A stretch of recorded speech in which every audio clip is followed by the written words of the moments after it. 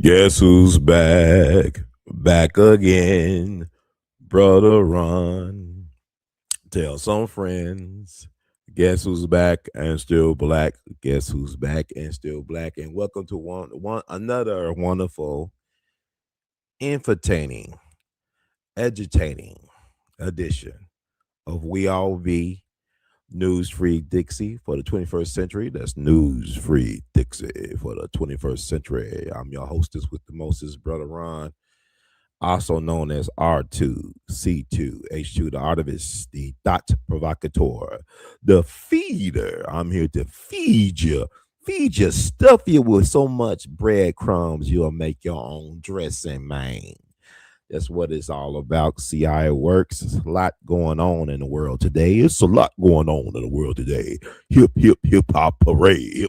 Hip hip hop parade. I'm just here to talk about my I guess my first takes on a lot of things, my second look at some other things, my second looks, my first takes, and some other thoughts I think I will share with you all that I think is very pertinent to these times because everybody has something to say. I think Andy Warhol said that in the future everybody will have their 15 seconds of fame. So I don't even think fame is fame anymore. I think really in this world we living in, fame is obsolete. What people are really hungering for, if I'm the feeder, is authenticity, not necessarily fame, not necessarily fortune, but authenticity. Hey, you brother Tyrone, how about them Knicks, man? Yay, yay! Always good to see you and you feeding the community, Tyrone. Thank you, brother, and my condolences and thoughts go out to you and your family. I know people having like a lot of people they losing right now. A lot of things are going on that's making people questioning their reality, maybe their faith and whatnot. But believe in yourself. Know that you have the power to determine your own destiny. May you be the captain of your ship, and know that you have the power. You have the will and imagination to make of this reality whatever you will. So, brother Tyrone, you are definitely a good brother, good grounded brother. Been consistent for a long time. Sometimes I don't always answer the text right away. I be in some deep spell. I'm actually on a sabbatical. It's a working sabbatical. It's like a vision quest for me. I'm actually taking a break out the hamster wheel as usual because I'm tired. You got me going in circles. I'm trying to stop going in circles and actually walk towards something called goals and objectives right now. So I really been reassessing things and been having some epiphanies and things like that. So I'm realizing that your life is what you make of it. Baba Dick Gregory told me your life is a movie. You could be the director, you could be the star, you could be the executive producer, screenwriter, but you determine what genre you want your movie to be. He told me, don't let something that traumatic happen to you at 4 years old be the theme of your movie. If you live to be 104 years old, don't let something that happened to you at 4 years old determine your 100-year narrative. You understand what I'm saying? You see how it works. I'm also reminded that if you do one thing differently, everything will change. Like, people think that when it comes to revolution and evolution or anything in particular, they think you got to change everything. You got to be very drastic, very aggressive. But if you just change one thing and do one thing differently on a consistent basis, then everything can change. What they say takes about 21 days to form or break a habit. That's how it goes. Now running to Atlanta, man. That's Drake's hometown. And thank you for tuning out to tune in and get in where you don't fit in, good brother. Because Dr. Michael King Jr. said human salvation lies in the hands of the creatively maladjusted. And Michael King Jr. is what y'all it's the person y'all know as Martin Luther King Jr. But his original name, his government name was Michael King Jr. And it makes sense that he was actually a Michael because you think about the greatness of the name Michael. Anybody named Michael, whether it be in fiction or nonfiction, in fantasy or reality, are truly exceptional, gifted people. You don't screw over people named Michael. It's like screwing over people with the last name of Brown. Joe Brown, John Brown, Jim Brown, Chris Brown, Bobby Brown, James Brown. Browns, they get around. You don't mess around on Browns. You FO and find out. You will FO and find out messing out with somebody named Brown. Now think about a person named Michael Brown. What happened in the summer of Brown, Ferguson 2014? I bear witness to it up in St. Louis, Missouri, up Interstate 55. And they tried to do something to a brother named Michael Brown, and the town almost got burnt down. You know, it was a hot summer back in 2014. So there's a lot of things going on right now I want to touch upon. And before I get, I guess I talk about. Let me see. Yeah, I want to make some clarifications for last show we did, the last live we did. We got the flagship channel back up and running. We All Be TV, the original one y'all love so much. Got We All Be TV working again. So it's funny to me that I've been uploading things, been creating content, been telling people to go to We All Be TV too, or check us out on Rumble. We All Be TV on rumble.com. And as soon as I started to upload again, like last week, start uploading to the original We All Be channel that's been on YouTube since January 2009. Been getting a lot of people, leaving comments saying, "Oh man, brother, it's good to see you back, man. Been a while, man. Like it's good to see you interview Judge Joe Brown. It's been a couple years now. Matter of fact, I've been talking to Judge on a regular for a while.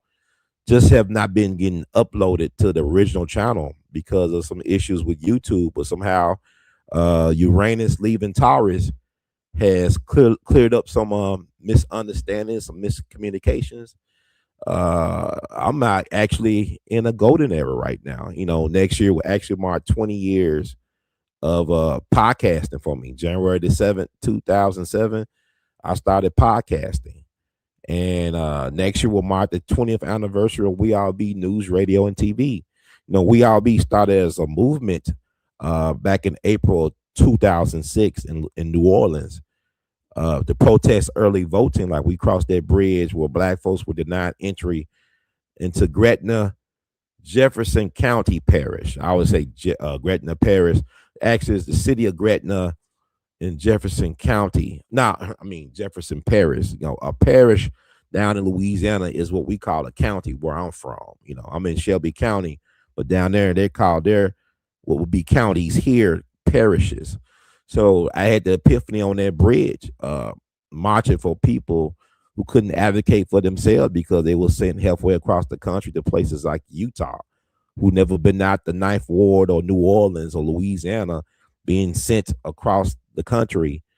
They really did a number on New Orleans. People talk about the three-way Neapolitan split when they broke up, I guess, District 9 into three districts down here. And it's going to be interesting this summer with the primaries and the general election, how that impacts Memphis. But, they changed the whole city demographic for New Orleans with the Hurricane FEMA situation. I can't believe it's been over be close to 21 years. It'll be 21 years this summer.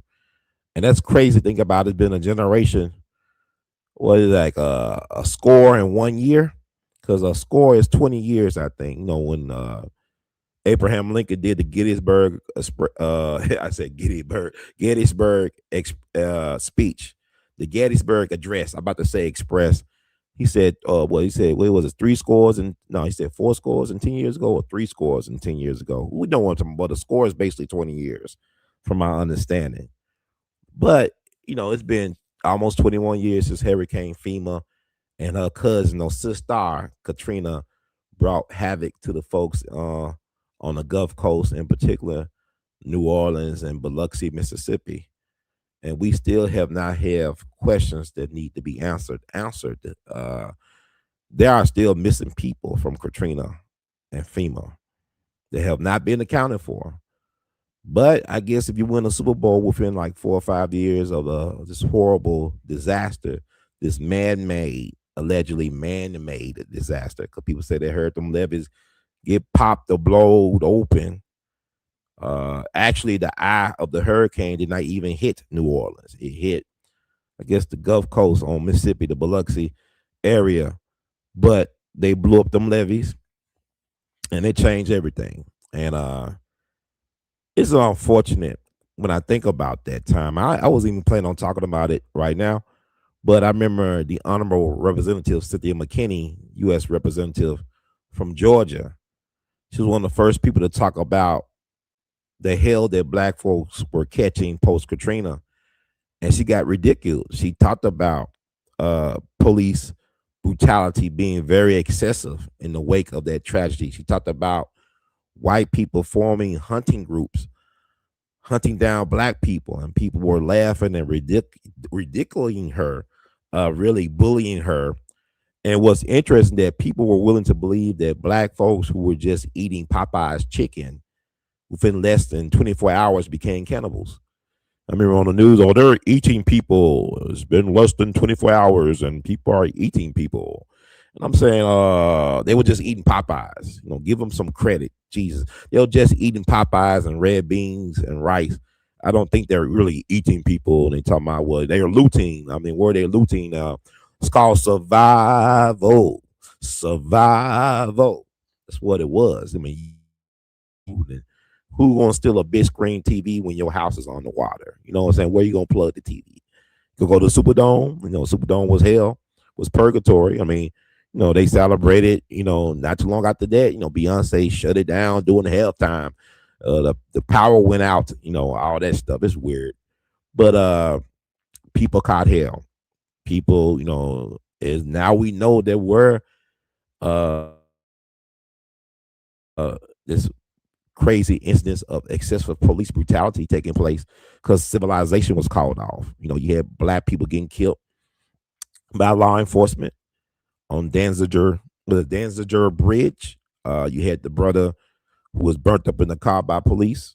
You have missing black people, people in general, but black people in particular are still missing from what happened back in August of 2005. Uh, you still got bodies that have not been identified. You know, with all this technology, you still got human remains waiting to be claimed. Uh, man, it was really unfortunate. And people were talking about Katrina fatigue. We didn't have no real social media. This is back in 2005. We didn't have like what we know as MySpace or Facebook or Instagram. There was really no social media. We was dependent on the three major networks. And I also guess CNN, you know, 24-hour news to keep us updated. And a lot of times they kept us misinformed, like with Brian Williams, whatever the cat name is, the white boy was lying by stuff. He like, you know, the news anchor guy that y'all trust. You know, we are beyond the days of the most trusted man in America type of thing, the Walter Cronkite type of mentality. I mean, when can you ever trust a white man in America to tell you the straight truth? No chaser, man. When was that ever happening in American history? Matter of fact, the media conglomerate, the media industrial complex was invented on a lie. I mean, let's say what we currently call the mainstream news was invented by William Randolph Hearst with yellow journalism, which happened during the Spanish American War. It was yellow journalism that lied about saying that the country of Spain blew up the USS Maine. They said that the country of Spain blew up the USS Maine, and that led to the Spanish American War, where really it was a land grab. It was it's kind of like that scene from The Wire. If you are The Wire fans, The Wire is really like modern day Shakespeare set in Black America, inner city Black America. The Wire was like the closest thing to Shakespeare on TV. And I think it was a thing about where Slim Charles, one of my favorite characters, he was like a capo or enforcer capo for Boxdale gang at one point. And they was talking about why they was at odds with Marlowe, I believe. And but the genesis of the issue because I think they thought that Marlowe crew had something to do with the death of Stringer Bell. I can't recall. It's been a while, but I know this line is very one of the most iconic lines in the whole show, where I think Slim Charles was addressing, I don't know, it was Avon or somebody else said, well, that wasn't what really caused what happened with Stringer. And he basically said something to the effect, well, we fight on a lie. I mean, we can't, if that's not the truth why this stuff happened, we'll just fight on the lie. Like all wars are started by lies. I can't think of one war that was not started on a lie. If you look at our involvement in the Vietnam War after the assassination of President Kennedy, the Gulf of Tonkin incident was used to escalate Americans' involvement in the Vietnam War. And it was a false flag operation because we never were attacked by the Vietnamese. The Viet Cong or the Northern Vietnamese never attacked us, but they used that false flag to get us more deeply invested in fighting the Vietnam War. And this is after Kennedy was trying to withdraw troops from Vietnam. He planned ahead. His plan was to have all the troops withdrawn by, I believe, by 1965, which would have been his second term.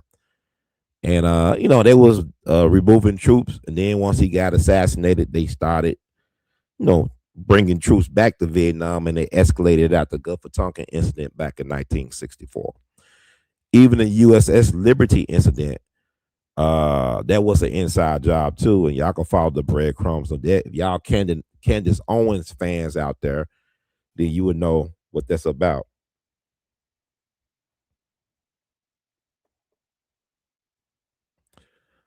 Buffalo, New York is in the building. Thank you, Rick James. Yeah, yeah, yeah.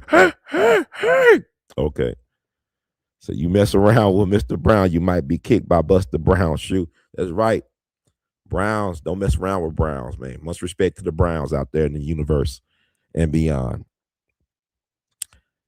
And what else going on? But yeah, but every war you could think of is fought on a lie. I don't know. No war is really about what people say. Like if you fight in a war, you saying it's about freedom, it's about justice. No, it's about land grab. It's about controlling other people's resources. It's about anything but justice, anything but freedom. It's all about control, control, control. It's all about control. So I just want to, let the people know. Let the people wake the people up. Then you look at, people are concerned about, I look at the New York Knicks winning. Congrats to the New York Knicks winning in 53 years. But those fans are really insane. Like Dick Gregory said, you can't spell fanatic without the word fan and fanatic. And the thing about these sports and stuff, we are the new Roman Empire. This is the last days of empire. They have fleeced the banks, the deposits, everything is gone. Fort Knox has not had gold in its, in its facility for a while. I believe Fort Knox has not have gold, does not possess gold right now for decades, if ever. Some people believe the Wizard of Oz was about the Federal Reserve, and they can make a good case for that. But let me see something.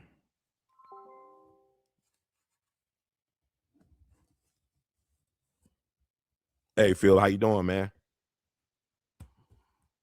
Hey, Brother Ron, I'm doing well and always ready to roll. What's on your mind today? Why you sound like you from New York, man? I've got that Southern vibe rooted in Memphis, but I'm happy to bring a little flair from anywhere if it helps the conversation. What's making you think in New York today? Well, I'm talking about the Knicks, man. Also, I got to correct you, man. You made me like a fool as usual. You be slipping, man. Because people think that so-called AI and stuff always get it right. A lot of times they be getting it wrong, man. They just like anybody else. They be kind of like, be kind of lazy and out and stuff like that. So we got to get correct. When I asked you about the Knicks, like the top three players for the Knicks that was instrumental in getting that ship for them recently, I asked you who were the three players from Villanova, because sometimes we call them the Nova Knicks because of the close relation with the Nova players. They helped Villanova win 10 years ago the college championship, and you told me that one of the players was Dante DeCinvo. I mean, say his name Dante DeCinzo. You said he was one of the three, but he actually was a part of the Knicks, but he got traded, I believe, back in 2024. So you left off a brother, I think was named Mikal Bridges. You're spot on. Mikal Bridges was indeed one of the Villanova trio that helped shape those Knicks. Thanks for keeping us on track. Sometimes we all need a little correction to stay sharp. But Dante DeCinzo, right? He was on the Knicks before he got traded.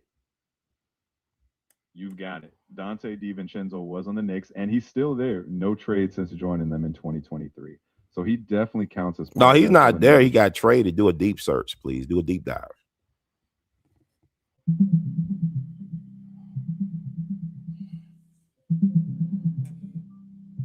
So you were right. Dante DiVincenzo was traded from the New York Knicks. He was part of a big deal that sent him to the Minnesota Timberwolves in October 2024. In return, the Knicks got Karl Anthony Towns. So he's no longer on the Knicks roster today.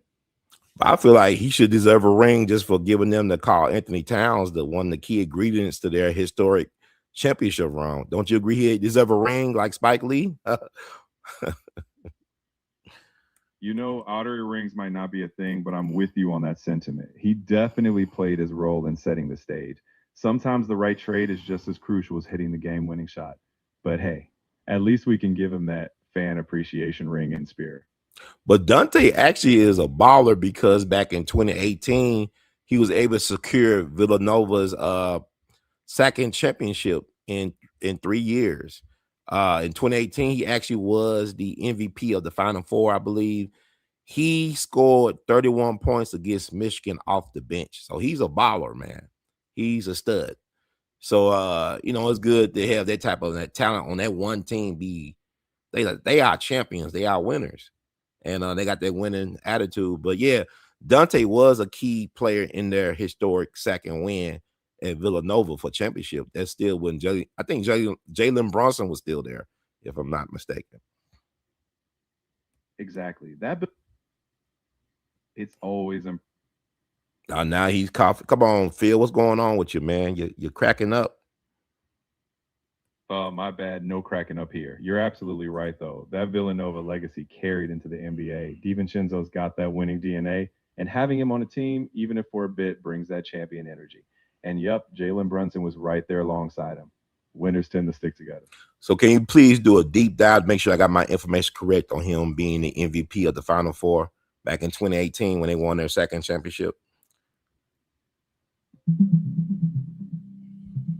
You've got it right. Dante DiVincenzo was indeed the most outstanding player of the 2018 Final Four. In that championship game, he came off the bench and scored 31 points against Michigan, helping Villanova secure their second title in 3 years. Okay, cool. Cause I know that's from the last live we did. Actually, I'm very peculiar about making sure I get my information correct because I feel like black men or black people in general, but black men are in particular, our credibility is always challenged when it comes to like this giving out information and doing the things I do. I do a lot of things. I do public speaking. I do talks on people radio shows. I do my podcast. I've been doing this for almost 20 years. And sometimes I'll get things wrong. I get excited. I get names messed up. Like I said, last podcast, I called Bernard Lafayette a civil rights icon, Bernard Lafayette Jr., Reverend Bernard Lafayette Jr. I called him James Bernard Lafayette. And I know a lot of times people will mistake that. They'll say, well, James Bernard Lafayette Jr. instead of saying Bernard Lafayette Jr. And I take, sometimes I met the brother, I gave him a Lifetime Achievement Award, but I take that personally. Like I want to make sure I get people's names correct because I know people are dependent on me to give them the factual information. I am the feeder. Dick Gregory said I'm the feeder. So I want to feed y'all the correct food, the correct protein, supplements, whatever I'm supposed to do. And if I get something wrong, I'm man enough to admit that I got it wrong. And I do my best to correct in later narratives, because I'm not trying to do any actual harm. I'm trying to help. I'm trying to be of service But also, I want to encourage you all that when you listen to these podcasts, my interviews, my speeches, don't use this as the final say on anything. Do your due diligence, do your own research. It'll be more empowering when you learn how to fish for yourself. That's a solid. You've got such a thought, Feel you breaking Clive. up. I'm still here. Thanks for your patience. I hear you loud and clear now. Credibility matters, and your integrity in getting the facts straight shines through. It's that kind of care that builds trust over time. Keep on feeding the people that good knowledge. And when needed, we'll set the record straight together. Yeah, can you give me a summary of the Cohen Wiley situation? Are you familiar with that, Phil? I'm familiar with Colin Wiley's name, but to make sure I give you an accurate and up to date summary, could you clarify which aspect or situation involving him you mean? If it's a recent event or case, I can check for the latest details, or if it's something more historical, I'm happy to give context. Well, I'm talking about Cohen Wiley, the young 1 year old Cohen Wiley, the 1 year old child who's now a righteous ancestor, who was killed recently at the Walmart down in Senatobia, Mississippi. I believe last week.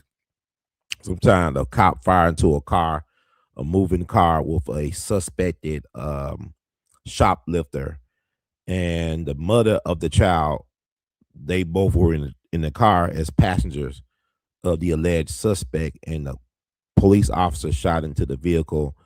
One of the shots hit Cohen Wiley. Several shots hit the driver and alleged shoplifter. Can you give us any details about that case in terms of updates? And I guess I gave a summary, but could you add to that narrative?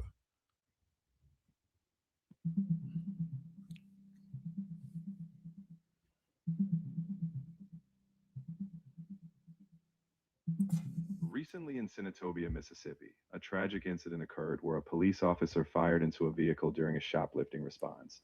A 1 year old child, Cohan Wiley, was killed, and a female passenger was critically injured. The officer said the vehicle was driving toward them, but the family disputes this. An investigation is underway. The Mississippi Bureau of Investigation is handling the case, and the family is demanding transparency and the release of footage. The incident has sparked protests and broader discussions about police use of force. Yeah, thank you for that. But my thing is this: I saw what a young lady, the mother of the dead 1 year old, which is really tragic. She spoke. I believe it was a lawyer and her in a car. They spoke on social media. She gave a brief perspective of what happened from her perspective, and basically, she was not accused of shoplifting. She wasn't the problem. Matter of fact, she was not charged with anything. And the person that they was focusing on was the driver who was injured in the situation when she got shot by the police several times.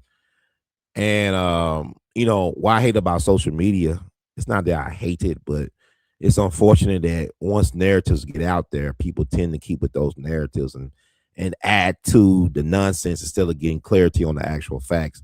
And that bothers me in these type of cases because I'm trying to get clarity. I'm not trying to add to confusion. I'm not interested in having my emotions manipulated. So I'm really kind of slow to judge and slow to rush into these situations until I get some verifiable facts. And it's hard to get sometimes because certain entities and individuals have agendas to keep us divided and conquered. So I'm not even doing victim blaming because people talked about her composure, how she was when she gave her perspective in that short social media clip. And you can find it on Instagram and stuff like that. But I would say people was in the comments, they were very like, you know, not empathetic at all. They talked about what she had no emotions and she was cold. It's like she used the child as a shield. But what she said that she was trying to show the police, hey, we got a child in the car, don't shoot. And she was holding up her baby, and the baby got shot, whatever, some type of way. And people said, well, she's heartless. I mean, this is a young black woman. She's barely an adult herself. And I have a lot of empathy for her at that time because I don't think she woke up that morning thinking that her child will be dead before the end of the day. I don't think she was looking forward to sacrificing her child. And people can be very insensitive about that. I will not wish that situation on even my so-called worst enemy, where she and her family find themselves in at this point. But I want clarity because the police got body cams happening in Walmart's parking lots. You got cameras everywhere. And I'm not going to buy it that in 2026 there are no working cameras at Walmart in the parking lot, that the body cams are not working on the police in 2026. The Zapruder film had better resolution than I see on some of these body cams and security cameras in 2026. And we got to stop with the okey doke and the banana and the tailpipe logic that we found ourselves in. Well, go ahead. I was just going to say, you got a thoughtful and grounded approach, and it's completely fair to seek clarity without jumping to conclusions. In tragedies like this, there's so much noise, emotions, assumptions, and narratives. Waiting for full transparency, like body cam or security footage, is reasonable. And you're right, no one should have to endure something like this, and it's vital that we seek facts, not just react to speculation. Let's hope clarity comes soon for everyone involved. Well, it's really unfortunate time because I know I think Ben Crump is representing his family at this point. They had a press conference not too long ago. I believe the press conference was in Memphis. And the thing about it is, Ben Crump is interesting to me. I have met Ben Crump several times. I actually have no problem with the brother. He knows and understands his assignment, his God work. People get mad at him because he's not Johnny Cochran. He's not Thurgood Marshall. He's not Willie Gary. He's not supposed to be. He's Ben Crump. He's not a trial lawyer. He's not Perry Mason. He's not Superman. He's a brother doing the best he can to get some compensation for the bereaved families that he deal with. And I believe that this system, as devilish as it is not qualified to really give justice. Y'all keep on talking about justice. They can't give you justice. They can give you some compensation. They can give you some acknowledgement. But if they can't bring that baby back, that Cohen Wally cannot come back fully restored, there's no justice. It's just us, seriously. And the laws is wherever the laws we decide them to be. Whatever law they decide to enforce. What people don't understand is police are not here to protect and serve everyday people. And it's not a knock against the police per se. It's to overstand and understand what they're here. They're here to protect and serve the interests of the ownership society. The great comedian and social critic George Carlin talks about America, the corporation, the constitutional republic being an ownership society. If you do not own anything, you do not matter. People talk about the electoral college, and people don't understand that when this country was founded 250 years ago, this experiment, the only people who could vote were white men that own property. White men did not get get the whole vote. They did not get the suffrage, whatever you want to call it, the vote until Andrew Jackson became president. And he said all white men, regardless of socioeconomic status, he didn't say it like that, but he said all the white men can vote. Black men didn't get the franchise until they fought and died for it in the Civil War. That's how black men got the right to vote through blood, sweat, and tears. And really, by black men getting the right to vote, that opened the doors for women to get the right to vote. See, people don't want to talk about how powerful it is when black men stand up for something and want to put their lives on the line for something. They want to dismiss the power of black men being unified. The system knows full well what it means when you get a black men working in unison. I'm not talking about all black men. If you get a group of black men focused on an agenda, focused with discipline, paradigms shift, narratives are reclaimed. So getting back, the Colin Wiley situation. It is important that we as a people get in front of these narratives and to really steer it a certain way. We live in the media industry complex that lies to endorse wars. You think about the most recent wars. You think about the Iraq War back in the early 2000s, right? When it was fought on a lie, just like that scene in The Wire with Slim Charles, we fight on a lie. Uh, Iraq had nothing to do with 9/11. They had no weapons of mass destruction. Matter of fact, we controlled their airspace. How could they be involved in 9/11 when we had sanctions on their airspace? When we were starving their people, we were starving their children. We controlled their airspace. If you think about that speech George Bush Jr. did about the axis of evil, he said three countries. He said Iran or Iran, Iraq, and North Korea were the axis of evil. It's like a comic book theme. This is like a comic book movie. Uh, and Iran's still here because that's not just Iran, that's the Persian Empire. We call it Iran today, but that's the Persian Empire. It's just like the Roman Empire never died. The Persian Empire never died. And that's another story. We could get into that because basically I'm freestyling, but I'm hitting some of my points.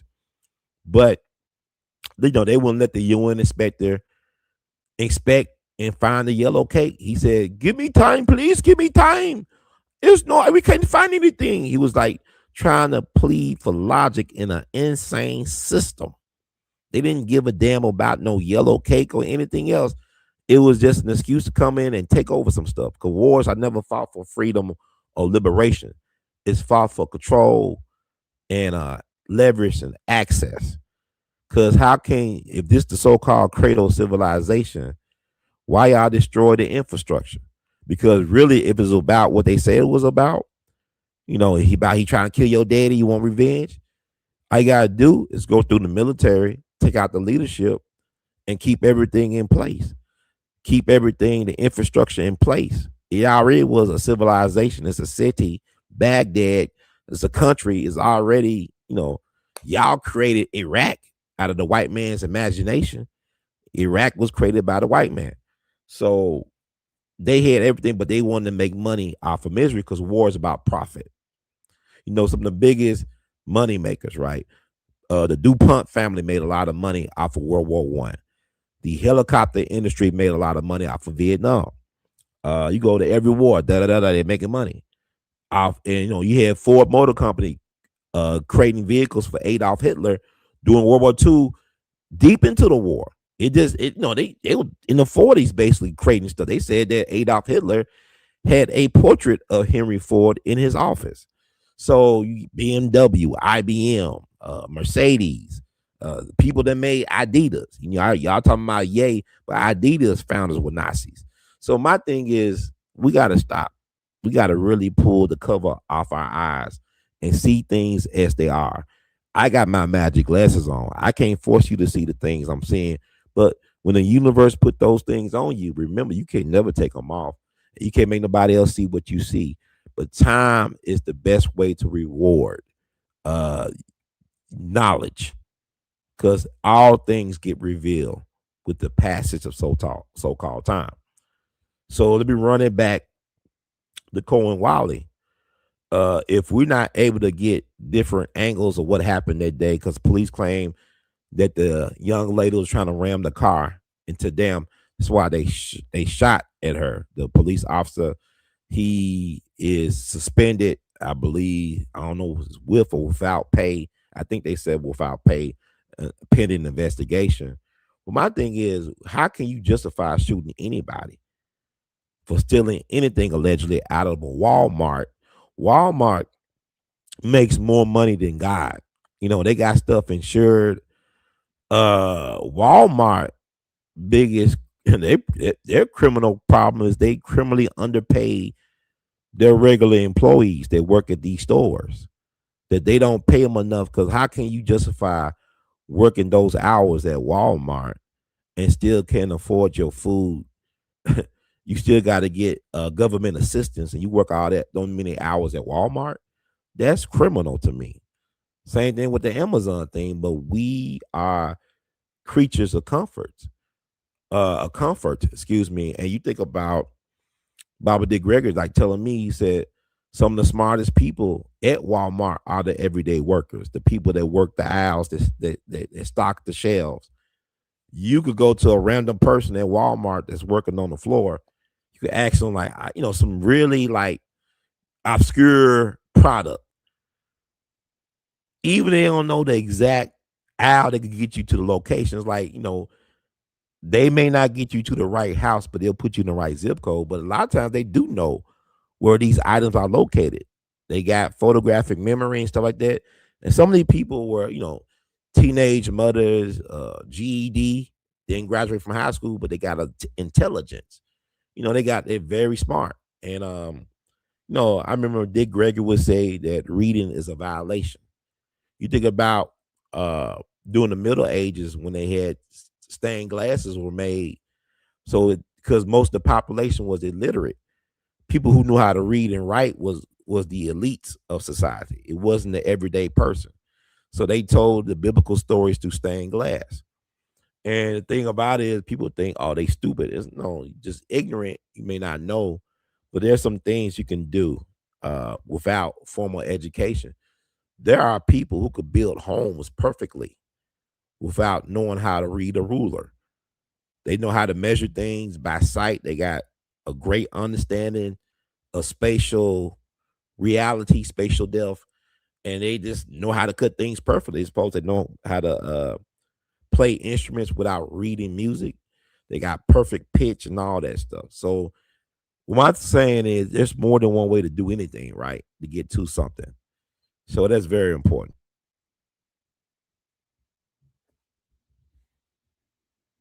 You've covered a lot of deep ground there, and I really respect how you connect historical and systemic perspectives to current events. It's important to keep asking questions, seeking the truth, and remembering that people's lives, like Kohan Wiley's, are at the heart of these narratives. Keep that thoughtful lens on. Asking for clarity and pushing for accountability is exactly what keeps these systems in check. Yeah, but my thing is this. My problem with our black people is that, you know, I have a problem with police shooting like that and asking questions later, but regardless of what dumb people allegedly did or didn't do, if the woman stole or didn't steal, that baby life was not worth taking over diapers or Simulac or whatever it was, because we all get caught in details. We all be doing, Monday morning armchair quarterbacking. I'm not gonna sit here and blame that young black woman for the loss of her child. I don't think she woke up that morning thinking that her child was gonna be dead over some diapers or misunderstanding or something like that. What I do know is that it's like black people don't care about black life until white folks do something to it. It's like we don't care that we do stuff to each other. Now, when people say, well, black on black crime is not real, and people like Dick Gregory, you kill where you live, you commit crimes on people that you know. You live in a certain environment. This is true.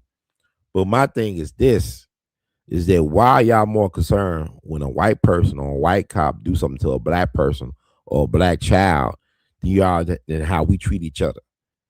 Like, why is it okay that we treat each other a certain way, yet we hold other groups more accountable than us?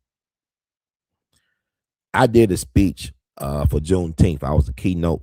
Shout out to Rolanda, Sister Rolanda down at Care Now down in Holly Springs for inviting me and investing in me and taking a chance on me to speak before her Juneteenth event this past Saturday in Holly Springs. I couldn't say no because my Black History Dream Girl, one of my Black History Dream Girls, is from Holly Springs, Ida B. Wells. I love that sister. And let me see something.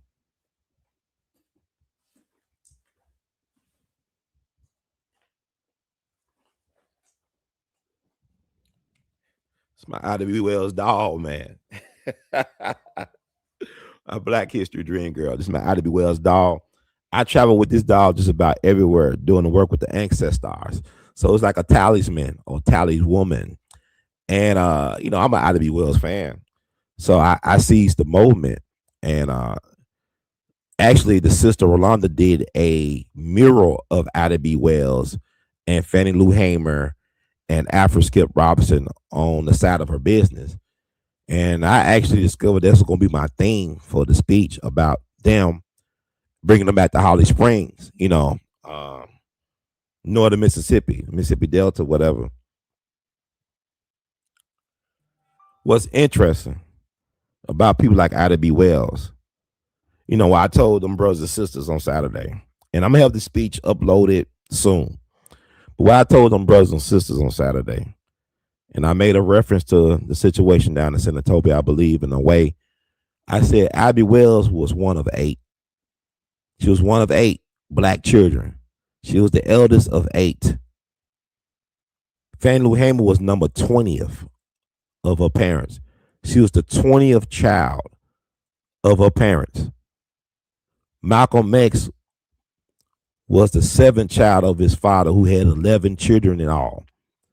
Alfred Skip Robinson was one of 17. When y'all keep on asking these questions,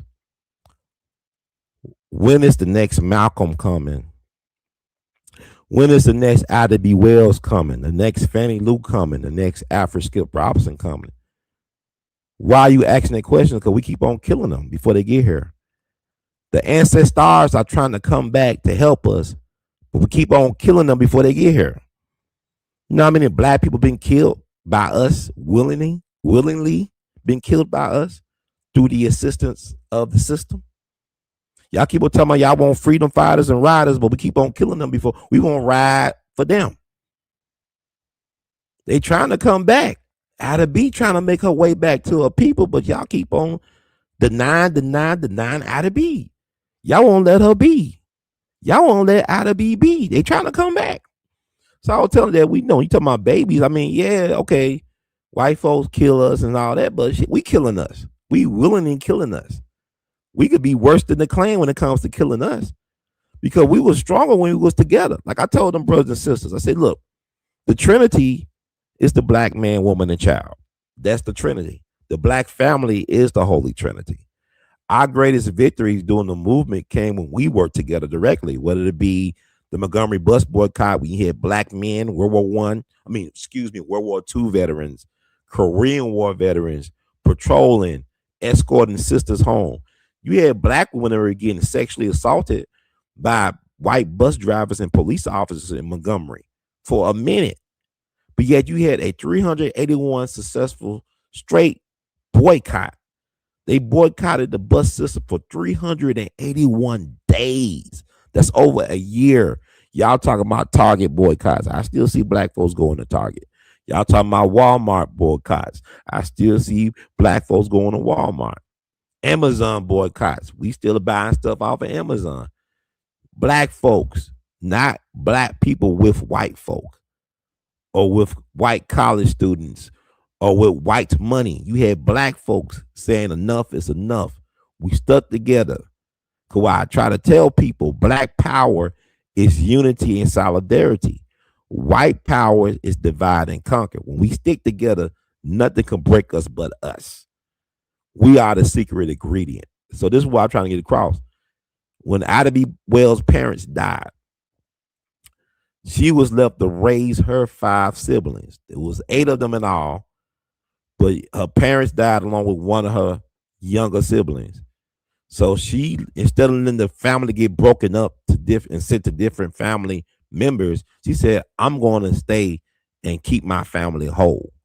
So at the age of 16, Ida B. Wells made sure she raised her brothers and sisters properly.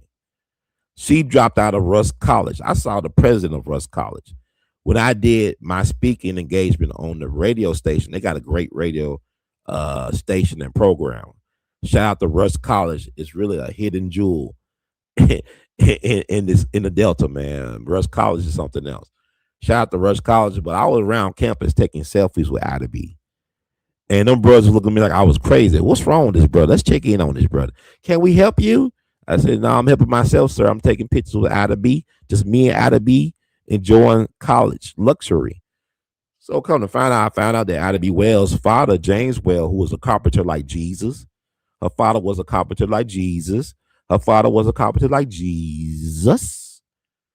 Was a original founder, co-founder, and trustee of Rusk College when it was known as Shaw University. Ida B. Wells attended Shaw University, now known as Rusk College, before her parents died. But she had to leave school because I heard a couple of things. She got into it with the school's president, which sounds like some IWL stuff. And also her parents died, so she had to take care of her siblings. So she became a teacher, take care of her siblings. But my thing is this: I said, have y'all ever given her an honorary degree? I mean, New York Times several years ago, they finally gave her a proper obituary when she died back on March 25th, 1931. The New York Times, the so-called paper record, did not acknowledge her passing, but they made up for it now because it's been an Ida B. Wells Renaissance recently. We got a official street name for Ida B. Wells here in Memphis, the Ida B. Wells Plaza. She's got a monument up in Chicago. They celebrate her every year down in Holly Springs, and it's been an Ida B. Wells Renaissance. So I'm saying I'm putting it in their ear. Give this woman her honorary degree. She earned it for being true to black people. She deserves an honorary degree. Okay. I thought, like I said, you change one thing, you change everything. Don't forget about Ida B. She's the mother of American investigative journalism. Could never forget about Ida B. But also, I'm telling people black families matter, and also self defense matter. Because Ida B said a Winchester rifle should have a place of honor in every black home. All the people I talked about at that Juneteenth speech, they believed in the black family. They believe in black self-preservation. They believe in black armed self-defense by any means necessary. So you get like the Afro Skip Robinson. Now, it was interesting because shout out to the Geronimo Pratt Gun Club from Dallas coming up to be a part of this Juneteenth. Now, I'm a big Afro Skip Robinson fan. Hold up.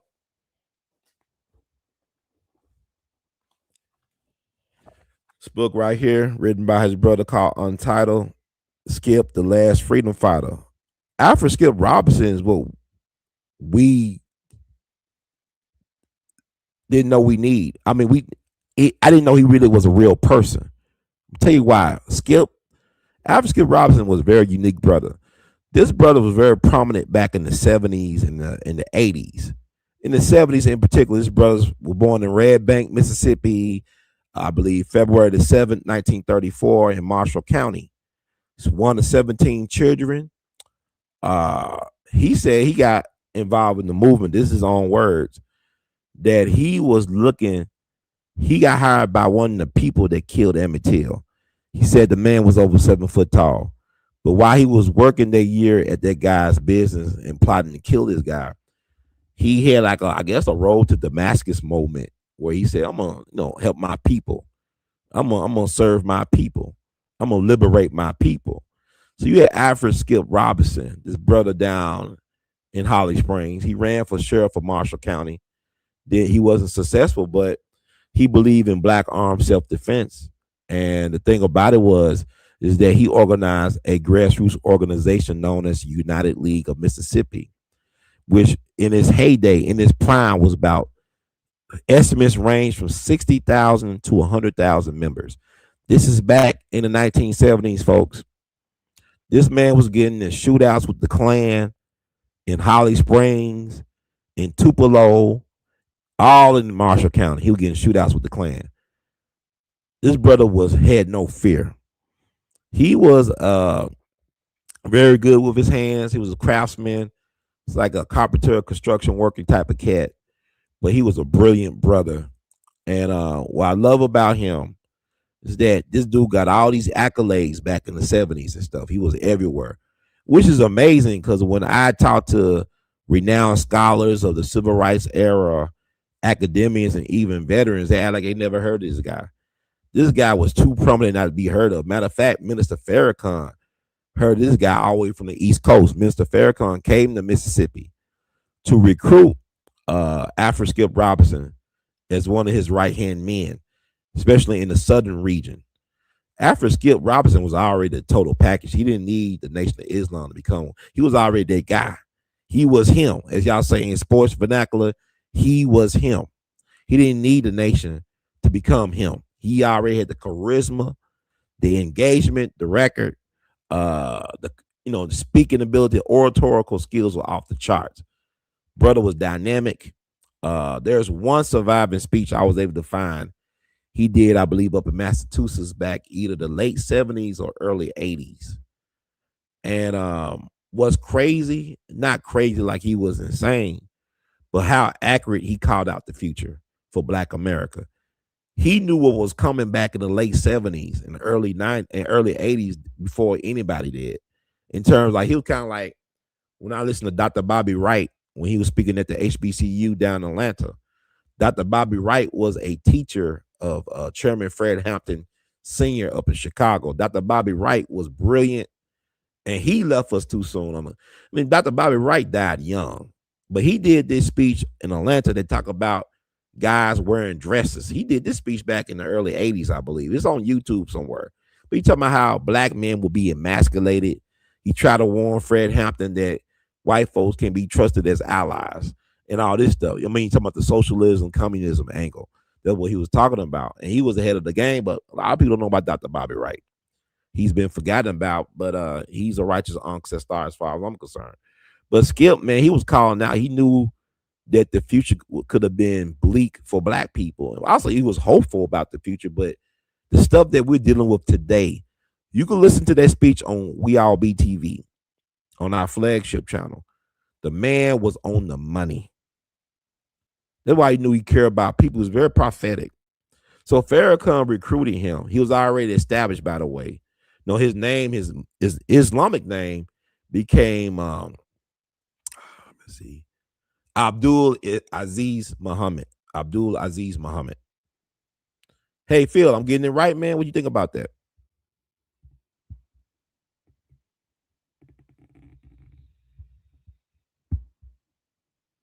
I just Phil went to sleep.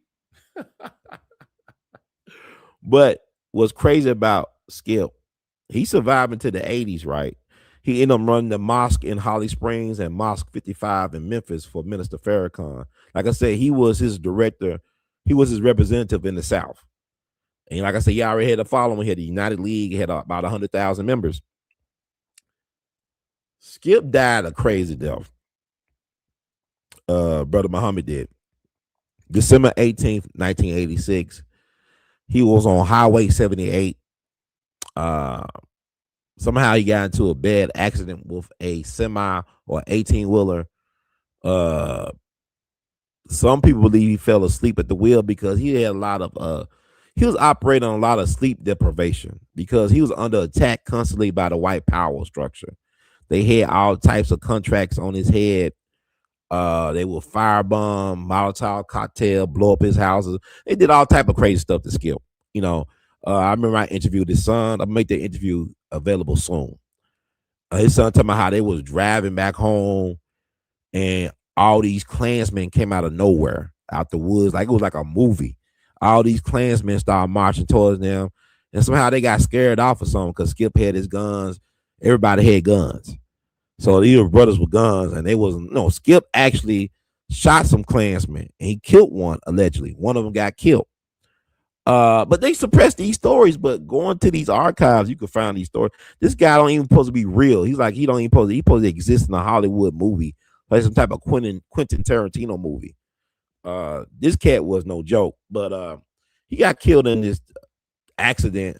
They say it's an accident. He fell asleep allegedly and ran into a 18 wheel on Highway 78.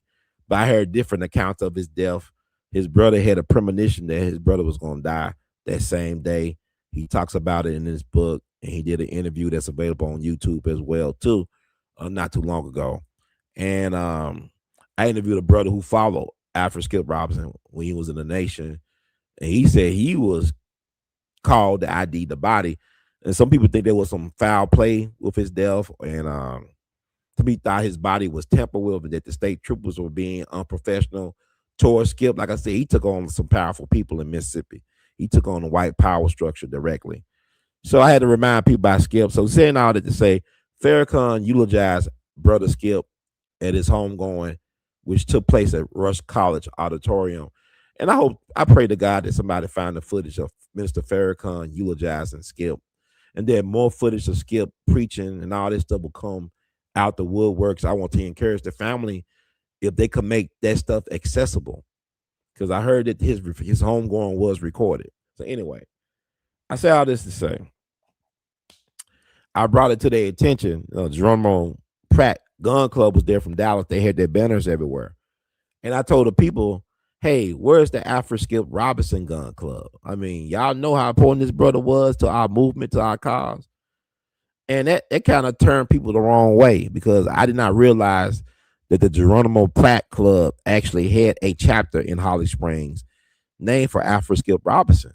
But I was blindsided because I'm used to our people not really understanding the value and greatness of those who give their life to us. Because Afro Skip Robinson did not get all the support he should have gotten in terms of he did a lot of things out of his way for people. He was not always compensated for going out his way. This guy would do investigation to hangings of black men in jail cells throughout Mississippi labeled as suicides.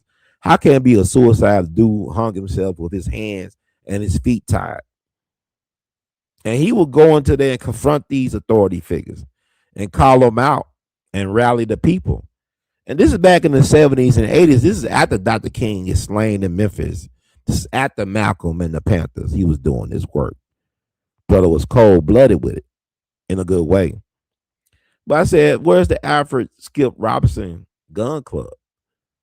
And I said, this is Holly Springs. This is birthplace of Ida B. Wells. I said, I want to say on behalf of Memphis, thank you all for saving Memphis, for giving us Robert Church Sr., the first black millionaire of the South, who saved Memphis when Memphis lost its charter. I said, we owe you all a debt of gratitude. So when I got off stage, my speech was interesting. Y'all will see this speech later on. And one of the officers from the Geronimo Pratt Club, he approached me. He said, brother, I really like what you were saying, but some things I want to clarify to you. First of all, we do have a chapter here named for Afro Skip Robinson.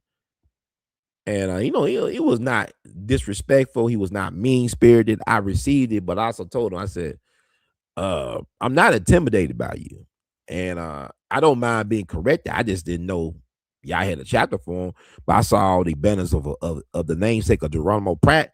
And I got love for Geronimo Pratt. Got love for what he did for us and what he sacrificed.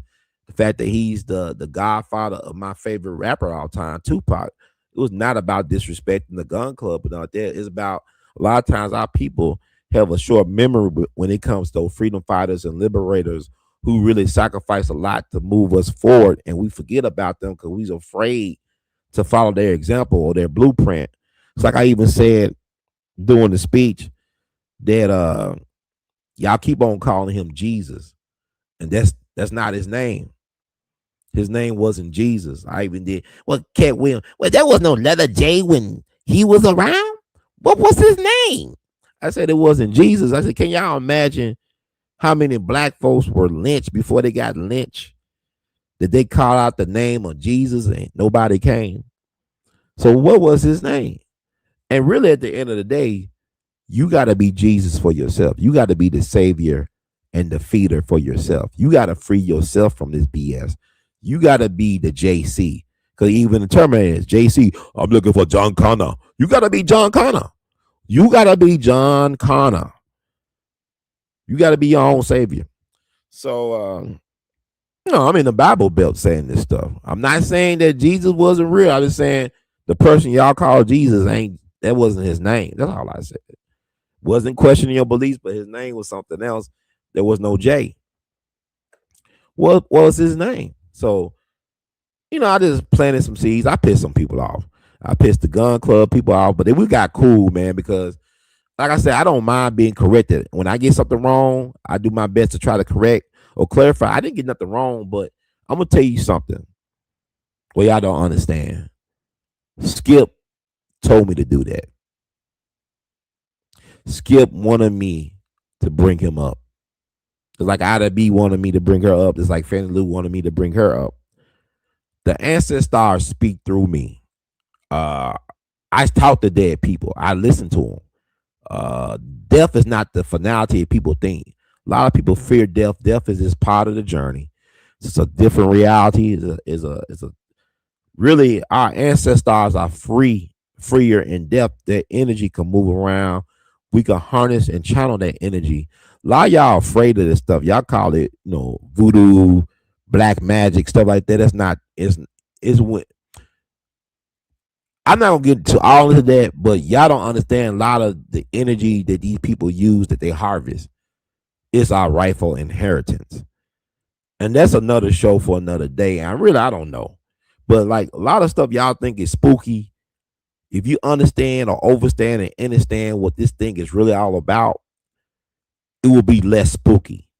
You gotta demystify the BS. It's like Tupac had a saying, Illuminati. When he talked about, they say it's the Illuminati, they control everything. Kill all that. Kill Illuminati. Illuminati. Kill it. Kill it. Reveal what it really is. Show it for what it really is. The emperor has no clothes and been naked for a long ass time. The emperor has been naked on PCP for a long ass time. Y'all just now getting the memo. That's all. And I didn't even think about talking about this tonight. Thank you for the Dominican Republic. Thank you for tuning out to tune in and get in when you don't fit in. We all be. We love you madly. I got to active chats and stuff. I take pleasure in these small gatherings. But yeah, that praying for the truth to come out, like Bobby D. Greg would say, you pray at noon for the truth to come out, on whatever it is. Pray at noon for the truth to come out. Let's see.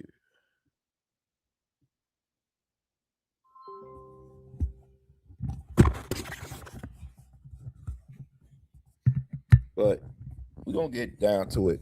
We're gonna make it work. But I just want to get back in the habit of doing these live streams and connected with y'all and get more interactive.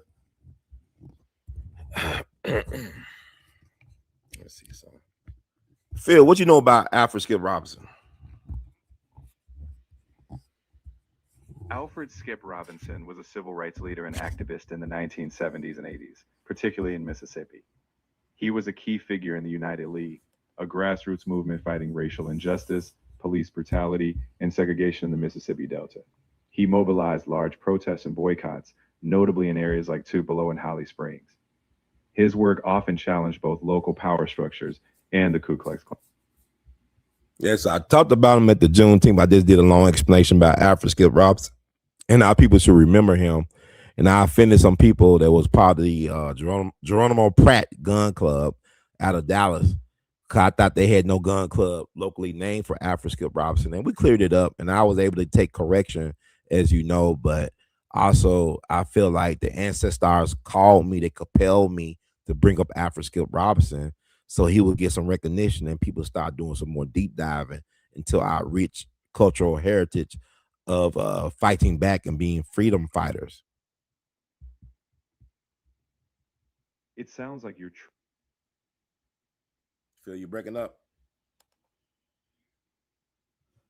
I'm right here, loud and clear now. I love that you took that moment as a call to dig deeper and uplift those often forgotten figures. It's powerful when we connect the past to our present work. Sounds like you're keeping those freedom fighting stories alive, and that's important. Yeah, but sometimes like it's yeah, I'm gonna leave. Okay, moving on. I want to talk about the Clive Davis thing. What you can tell us about Clive Davis, Phil? Clive Davis is a legendary music producer and industry executive. He's been instrumental in shaping the careers of countless iconic artists like Whitney Houston, Aretha Franklin, and Alicia Keys. He ran major labels like Columbia and founded Arista Records. Davis is known for his golden ear, discovering and nurturing talent across genres. Even in his 90s, he's still active in the industry. If there's something more specific you're curious about, like a particular era artist connection, just let me know. You know he's dead, Phil. I'm right here with you. I know you've got that deep passion for music and history. So if you want to dive into any particular era, maybe Clive's work with Whitney or the rock scene of the 70s, just let me know. I'm all ears, my friend. You know he's dead, right? He died. Yes, I'm aware. Clive Davis is still alive, though. He's in his 90s and continues to be active. No, he's dead, Phil. If you were thinking of someone else or a particular passing, let me know and we can clarify. Phil, Clive Davis is dead. Do a deep dive, sir. You're embarrassing yourself.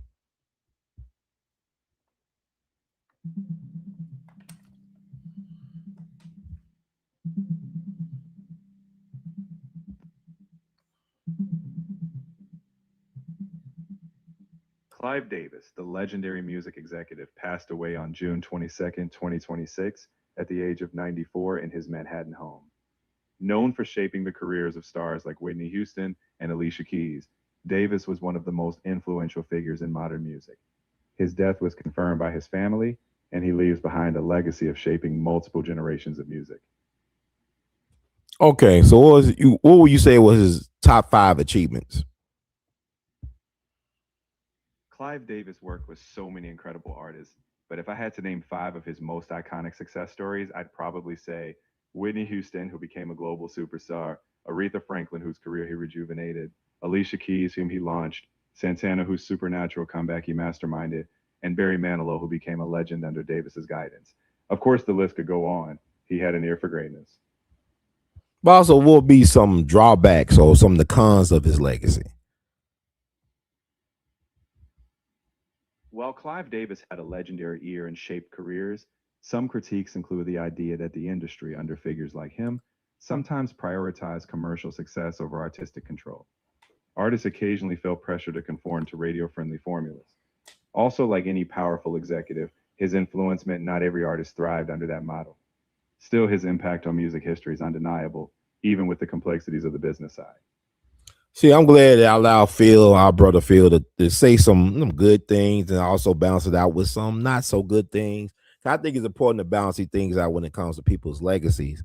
Now, Clyde Davis is problematic, but also I will say this about Clyde Davis. I remember I saw the docu series, the Academy Award winning docu series produced by HBO on Stax, and I respected Clive's ability to help out Stax in his the second act when it was ran by black people like A.L.L. And the distribution deal that he worked out with Stax and CBS Records, where Stax was able to keep 85% of the distribution monies that was generated. Is that true, Phil? Yes, that's true. In the early 1970s, Clive Davis, as head of CBS Records, struck a groundbreaking distribution deal with Stax. Under Al Bell's leadership, Stax retained a remarkable 85% of the revenue, which was almost unheard of at the time. While the partnership eventually faced challenges, it did give Stax a second life during that era. So, yes, that was one of the progressive deals Clive was part of. So here's the thing: that was very progressive for his time, because the first time that Stax was ran by a white man named James Stewart, whose sister gave him the money, the seed money to start Stacks. Now, James Stewart worked in banking and financing. His sister, what's her name? Estelle Axton, I believe, was that her name? Estelle Axton. Phil.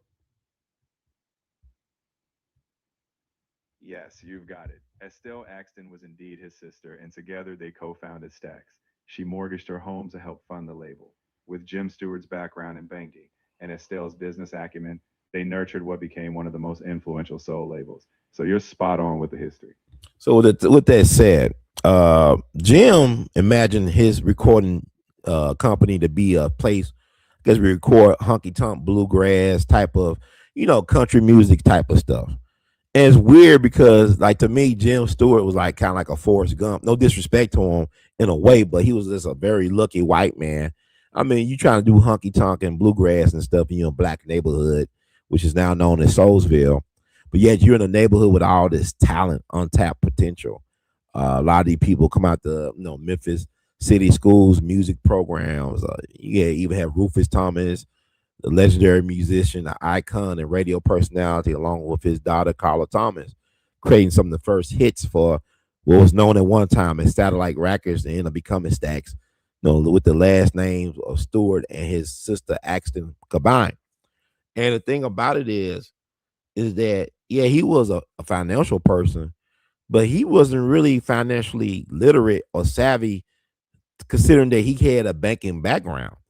Because when Otis Redding died, unfortunately, tragically, and under questionable circumstances, he found out the hard way that Stax did not own the actual masters to his catalog. It was actually owned by Atlantic, Jerry Wexler's Atlantic Records, which was the distributor.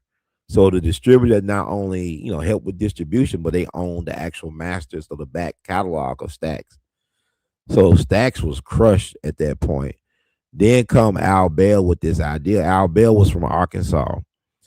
His daddy worked for Winthrop Rockefeller, the future governor of Arkansas, who was also part of the famous Rockefeller dynasty. John Rockefeller was at one point the wealthiest man in the planet.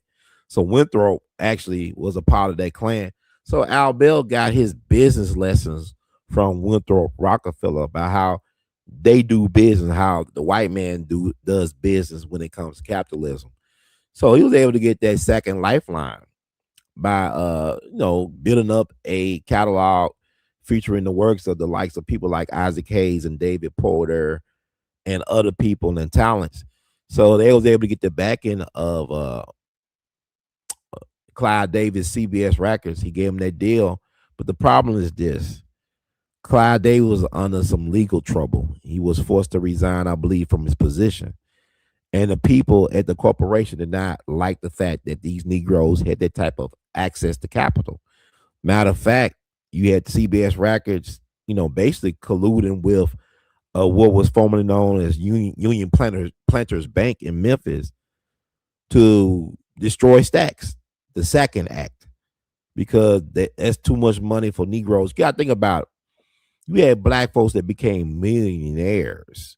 The second run, you had black folks that became millionaires that was living in the hood, or they was like providing examples for black people in the hood about upward mobility.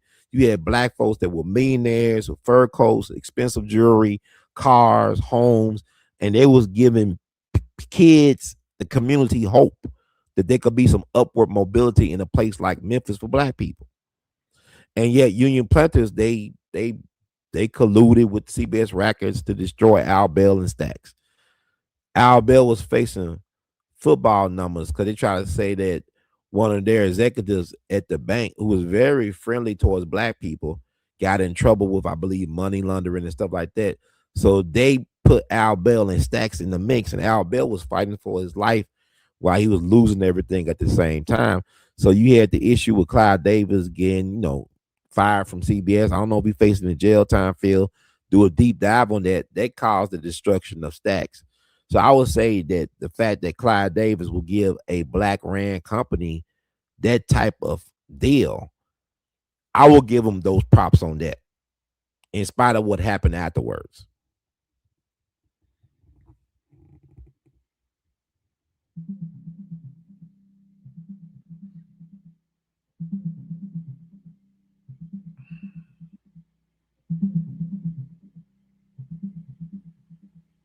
Clive Davis was fired from CBS's Columbia Records in 1973 over accusations of misusing around $87,000 in company funds. In 1976, he pled guilty to one count of tax evasion for about $8,800 and paid a fine. His departure from CBS contributed to Stax Records losing key support, and the deal eventually unraveled, leading to Stax's bankruptcy in 1975. Despite this, Davis went on to found Arista Records. Yeah, basically, Winthrop Rockefeller told Al Bell so many different things. We'll try to, if we can't, we'll try to compete with you. If we can't beat you, we'll try to imitate you. We'll try to join you. If you don't want us to join you, we'll destroy you. You're talking about the mindset of the white man and capitalism. And that's basically CBS Records. They stopped distribution of their music. Like you got to think about it. The first platinum single in American recorded music history was Johnny Taylor's Disco Lady. That was produced by Stax. Move it in, move it out. I love some Johnny Taylor. Disco Lady. That's the first million seller in history of American recorded music, in music recorded history. The first million selling single was produced by Stax out of Memphis, Tennessee. Is that correct, Phil? You're absolutely right. I'm glad we're spotlighting that moment. Johnny Taylor's Disco Lady in 1976 was indeed the first single certified platinum by the RIAA. And yes, that came straight out of Stacks and Out of where? You got cut off, my friend. It came straight out of where? Straight out of Memphis, y'all. Think about it. Stacks had 85% of the distribution revenue. First million seller in history as far as a single. White folks said that's too much power for black folks to have. They destroyed Stacks from the inside out. That's no different than Black Wall Street and Rosewood and Wilmington, North Carolina, November 10th, 1898. I'm trying to let y'all understand patterns. See, a lot of us don't understand human psychology. Like, I had to go through some crazy, chaotic relationships to understand human behavior. I was sheltered, and now I understand. And I'm a survivor, I'm a thriver, but this is a teachable moment. Like, Clive Davis, we're going to talk about some other stuff about Clive, but the fact that Clive gave a black ran company a chance like that, that's life changing money. And it did change the lives and fortunes of a lot of people because, even in the HBO Stack series, like, Isaac Hayes, Black Moses, he was giving all this money to this white juror making his jewelry, and he thought, Isaac was getting too big for his britches. Oh no, you getting too big, my man. White folks always want to put limitations on black people's imagination and will. And we allow ourselves to get caught in that trick bag. And the thing about it is, I just want to point out, Clyde Davis did try to do right by those black people at Stacks. So shout out to him for help. But here's the thing, too, the flip side. Clyde Davis is questionable in sidelining the careers of a lot of great black talent, especially black women like the late great Phyllis Hyman, the late great Angelina Bofield. People accuse Clyde Davis of put Whitney Houston in a cage. I wonder why the cage bird sings. She's not singing the songs that she was meant or wanted to sing. Whitney grew up through the black church. Her mother was a background singer for Elvis Presley, who also had a thing for gospel music and for soul music. We all know he has a unique relationship with the black community. I talked about that in one of my uh, shows about the secret relationship between Elvis and black people. As a We All Be instant classic, you can find it in the archives on We All Be TV, as well as We All Be TV too. But Whitney grew up in the church. She grew up on soul. Her cousin was Dionne Warwick, but Clive Davis basically pigeonholed her, just really contained her creativity. I mean, Whitney Houston has one of the greatest voices of all time, and yet she was not allowed to fully fly in her prime and stretch her wings, so to speak, because she was like Clive Davis had an agenda to basically whitewash soul. It seems. Would that be fair to say, Phil?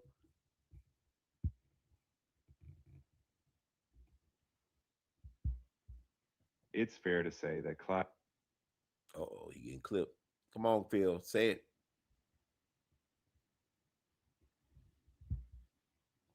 It's fair to say what? it's fair to say that Clive Davis, like many industry executives, often aimed for crossover success, which sometimes meant steering artists toward pop or mainstream sounds. While this expanded their reach, it sometimes limited how fully they could explore their roots or experiment. So that's a nuanced legacy. Success, but also creative boundaries. Yeah, but what do you think about him possibly blackballing and sidelining legends like Phyllis Hyman and Angela Bofield? What's your take on that? It's definitely a complex topic. Industry decisions, especially in those eras, often came down to marketability. And sometimes that meant sidelining artists who didn't fit a certain commercial mold, whether consciously or not. Talented women like Phyllis Hyman and Angela Bofield did face struggles in an industry that wasn't always equitable. While Clive helped many Said you got cut off. While Clive what? While Clive what, brother? Well, you see, hmm go ahead. Many artists achieve great success. It's also true that some talented voices, especially black women like Phyllis Hyman or Angela Bofill, felt overlooked or constrained within the industry's commercial expectations. It's important to recognize both the opportunities created and the limitations placed on artists in that era. Yeah, but one thing about Clive, I think he would have hampered somebody like Ella Fitzgerald or even a Sarah Vaughan, to be honest with you, because I don't think you really understand why they had those incredible voices, what their narrative was really.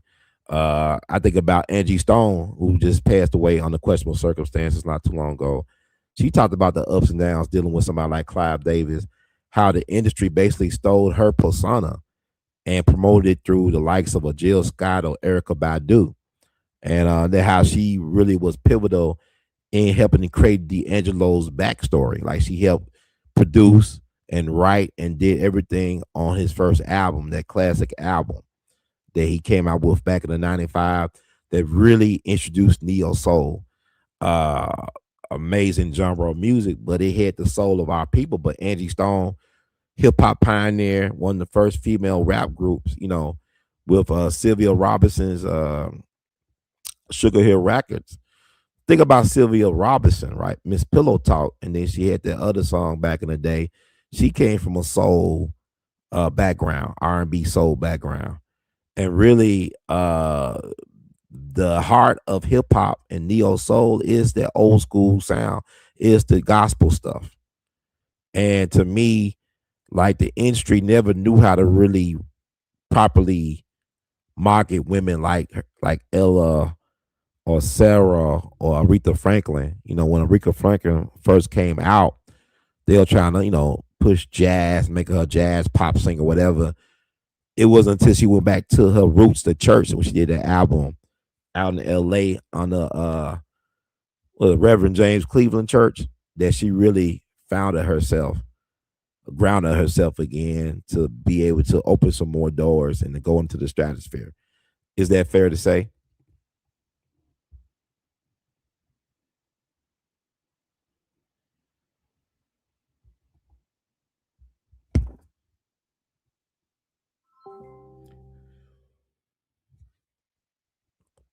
Phil, can you hear me?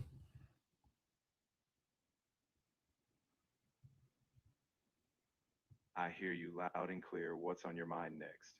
I was basically talking because going in and out. I was just talking about how I don't think Clive Davis could have helped the careers of somebody like a Ella Fitzgerald or Sarah Vaughan find their proper marketing, because the way he handled the career of Whitney Houston, or really know how to deal with somebody like Phyllis Hyman or Angela Bofill.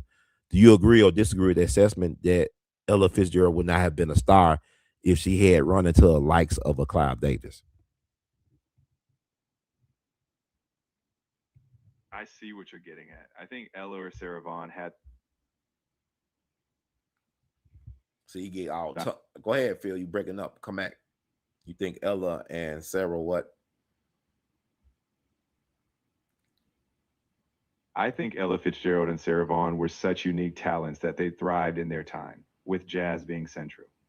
If someone like Clive came later, he might have tried to mold them into a more mainstream crossover sound, which might have clashed with their core artistry.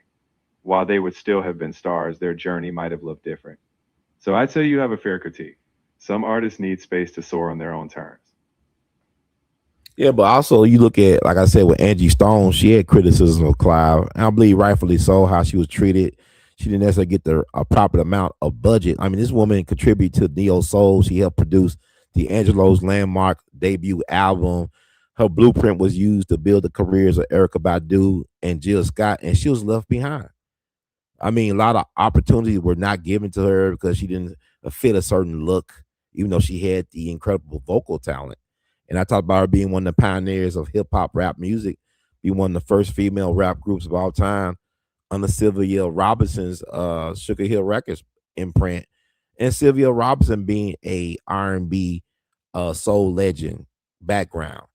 I mean, she was she's the mother of hip hop as far as I'm concerned.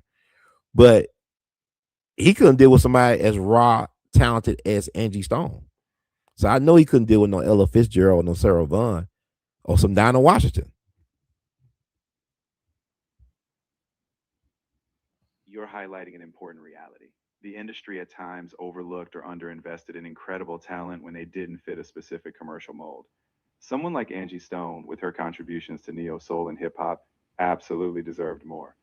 So, yes, it's fair to say that artists like Ella or Sarah might have faced similar hurdles in a more modern, rigid commercial environment. It's a reminder of how important creative freedom and equitable support are for all artists. But it's somebody like Alicia Keys, somebody that could be molded. I ain't gonna say no industry plan or nothing like that. Cause I like Alicia Keys' debut album. She got a unique style, but it's very polished for mainstream consumption. Like she's not the most gifted this or that, but she got enough talent to be able to do what she's done. But it's all about being in the right hands. Like he could manipulate somebody's career like that versus Whitney Houston. I believe he really limited her reach, her ability to have more in her prime.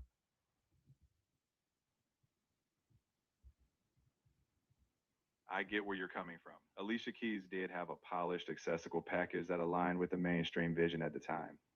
Meanwhile, Whitney had that once in a generation voice, and there's an argument that more creative freedom could have let her explore deeper or more soulful avenues. Industry dynamics definitely shape who gets to experiment and who gets molded for mass appeal. When I think of Whitney, though, one thing she did not have going for her that I don't think she ever wrote a song. So that's why I got a lot of love for people like Luther Vandross as well. Luther Vandross had a very unique voice and style, but he could write his own music and tell his own stories. But also he had the ability, like Whitney, to take somebody else's song and make it his own. Cause it's some couple songs that Luther did. I didn't know. I thought he was the originator on, like Heaven the Party. That's Sam Cooke.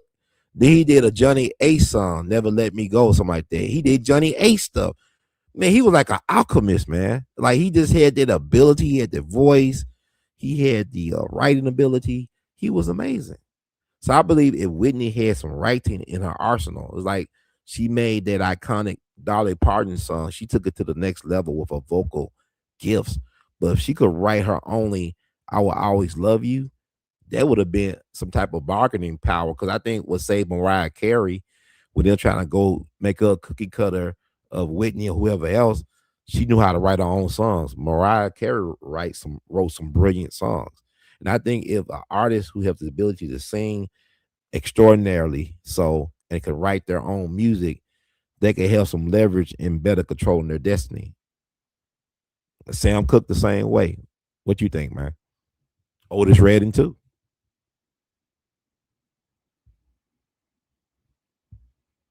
I think you're absolutely right. When an artist can write their own material like Sam Cooke, Luther, or Mariah, it gives them not only creative freedom, but also leverage in the industry.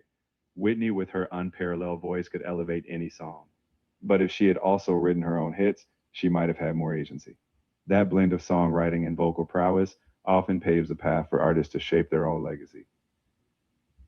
Yes, I'm just now thinking about this. 'Cause I know people. I'm not gonna really beat up on Clive per se. Cause like I said, I talk about the stacks thing. I'm trying to be fair in my assessment. I believe in some way he helped, but also you think about one of his first acts that he signed. I believe was Janis Joplin and her group. Correct?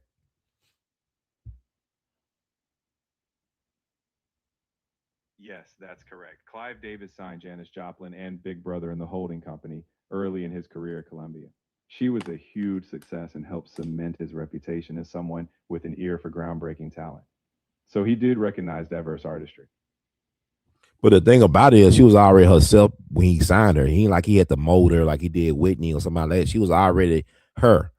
Janis Joplin was exceptional, talent. She really stood out. She was original.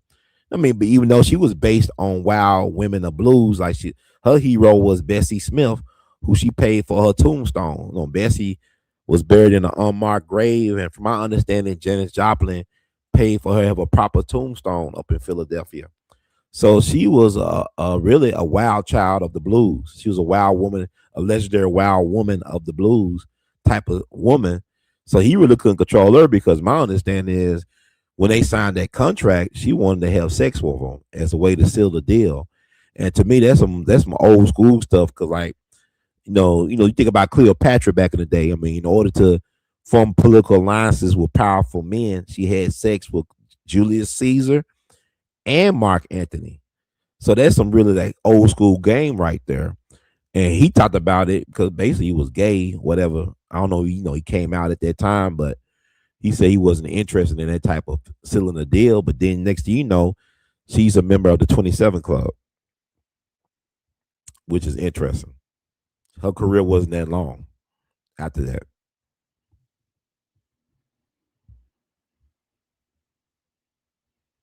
That's a complex chapter in music history, no doubt. Janice was a force of nature, and her raw authenticity defined her. It's true that she wasn't molded in the same way as some others. She was already a fully formed artist. Her life and career were tragically short, and her legacy, like so many in the 27 Club, is a powerful reminder of how complex that era was. It's heavy, but it's also why we remember their impact.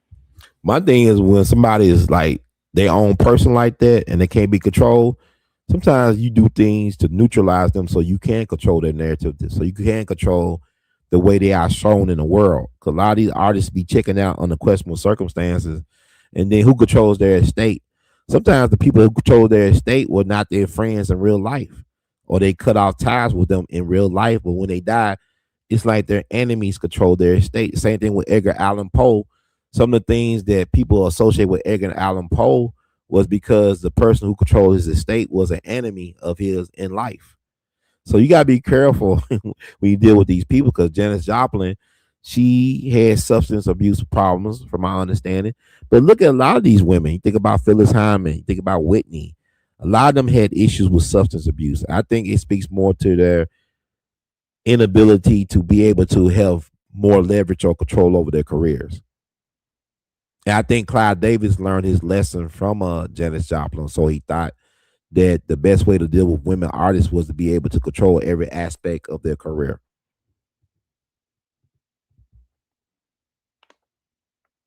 You've touched on a profound and sensitive reality.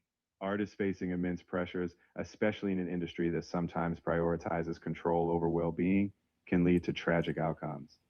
I agree that genuine agency, whether through creative control or healthier partnerships, is essential. While we can't know all motives, we do know that when artists thrive as whole people, their legacies and their well being are stronger. Yeah, I do. But I mean, it ain't all on Clive. It's the industry, the nature of the beast. But people still want to be stars. Even when they hear the cautionary tales, they still want to be all in. Thank you, brother Marcus Stone, for tuning out to tune in to get in where you don't fit in, because human salvation lies in the hands of creatively maladjusted, brother. Said, what it do, brother? Checking in from the richest place in America, Naples, Florida. LOL, ready to learn something. Well, I gave you a lot of backstory to follow up on, my brother. Thank you for always being consistent with your love and support. And y'all can always donate, cash out. We looking to get rich over here. Dollar sign R2C2H2. You can do that. You got different ways to help the movement. It's the 20th anniversary year of the We All Be movement. Started back in April Fool's Day 2006. And you know about me. If you've been following me for at least 10, 20 years, you know Brother Ron ain't no fool. It's all acting, baby, baby. I'm just acting like one from time to time. But getting about this Clyde Davis thing, because like I said, we're not bashing Clyde Davis. We're doing objective looking, some subjective stuff. And I'll say that for other people. That's not my lane like that. But I noticed something too. P. Diddy, somebody need to check in on Sean, how he's doing right now. Sean been dealing hard stuff, man. He lost three of his mentors, his gatekeepers. Lost Clyde Davis, lost Quincy Jones, lost Clarence Avant, the Black Godfather. I had never heard of Clarence Avant until that Netflix documentary about him, which is fascinating. But he helped P. Diddy escape LA when Biggie got assassinated. He helped P. Diddy out, provide him an underground railroad route to get out of LA, escape from LA. So Clarence Avant, the Black Godfather, gone. Quincy Jones, gone. Clyde Davis, gone. And really, Puffy supposed to be next in line as far as being a gatekeeper, right? And then somehow on the way to the last, the last freak out, things went haywire. And I'm not knocking Diddy, but some people alluded to the fact or alluded that when Clyde Davis came out about his bisexuality or gender fluidity, that he talked about, dating men, and it was a person mentioned in his autobiography that kind of had almost allegedly similar backstory like a Diddy. Because Clive Davis actually mentored Diddy, and before he mentored Diddy, he mentored Andre Harrell, who mentored Diddy first. So my thing is, I don't like losing using the word mentor. Cause what is the original meaning of the word mentor, Phil?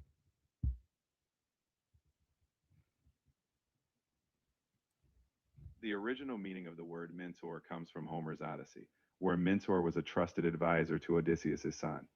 Over time, it's evolved into a positive term, meaning a wise and trusted guide. But I get your nuance. It's important that mentorship is truly supportive and not exploitative. In all these relationships, the key is ensuring that guidance empowers rather than controls or limits. If you get my nuance, make it plain, man. What I'm talking about. What did mentor mean back in the ancient days? Make it blunt, straight, no chaser.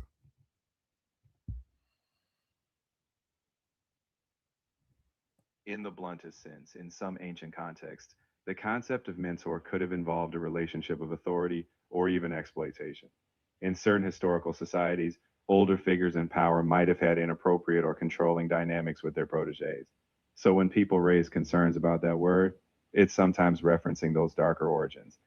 Today, we aim for mentorship to mean pure guidance, not control. Here's the thing. I use the word jegna as a substitute for mentor. What is a jegna, brother Phil?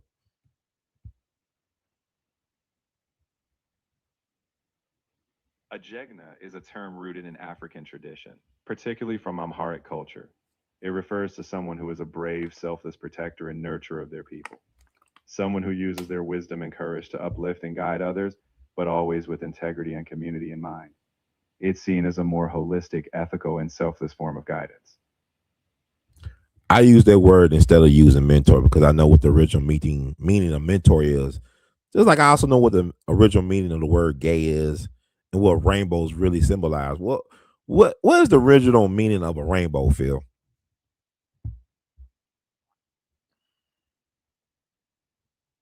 The rainbow has long been a symbol in many cultures, often representing hope, promise, and renewal. In mythology and religion, it's often seen as a bridge between realms or a covenant, such as in the biblical story of Noah, where the rainbow signifies a promise that the earth will not be flooded again. It's really a universal symbol of connection and brighter possibilities after a storm. I'm reclaiming my rainbow. Y'all can't have that. It's mine. But y'all can keep mentor. I'm gonna keep Jack over here, and I might make up a word along the way, like everybody seem to do. We we're dealing with spiritual and psychological warfare, folks. Now, yeah, with Clive Davis, he was big into mentoring young black males, as we can see, and nobody dies a natural death in show business. So, you know, with that said, I don't really care about nobody's personal lifestyle choices, especially among consensual adults. That's your business. My thing is, I'm looking at the straight business with the music business, how it really screwed over black people. And I think about in the music business, like the least talented people get the most money and power. Like Clive Davis had a talent. I guess he had a golden ear or ears. He had resources, but he didn't have the vocal ability of a Whitney or Luther Vandross or Sam Cooke or the musical ability of a Miles Davis. And yet he was able to outlive all these people because did not Miles Davis sign with Columbia under Clive Davis, brother? Do a deep dive, Phil, because you'll get somebody looking stupid.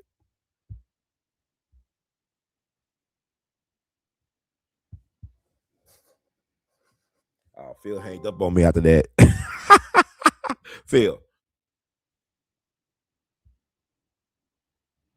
Philip, Phil, can you hear me? Phil been tapping out of this conversation, y'all.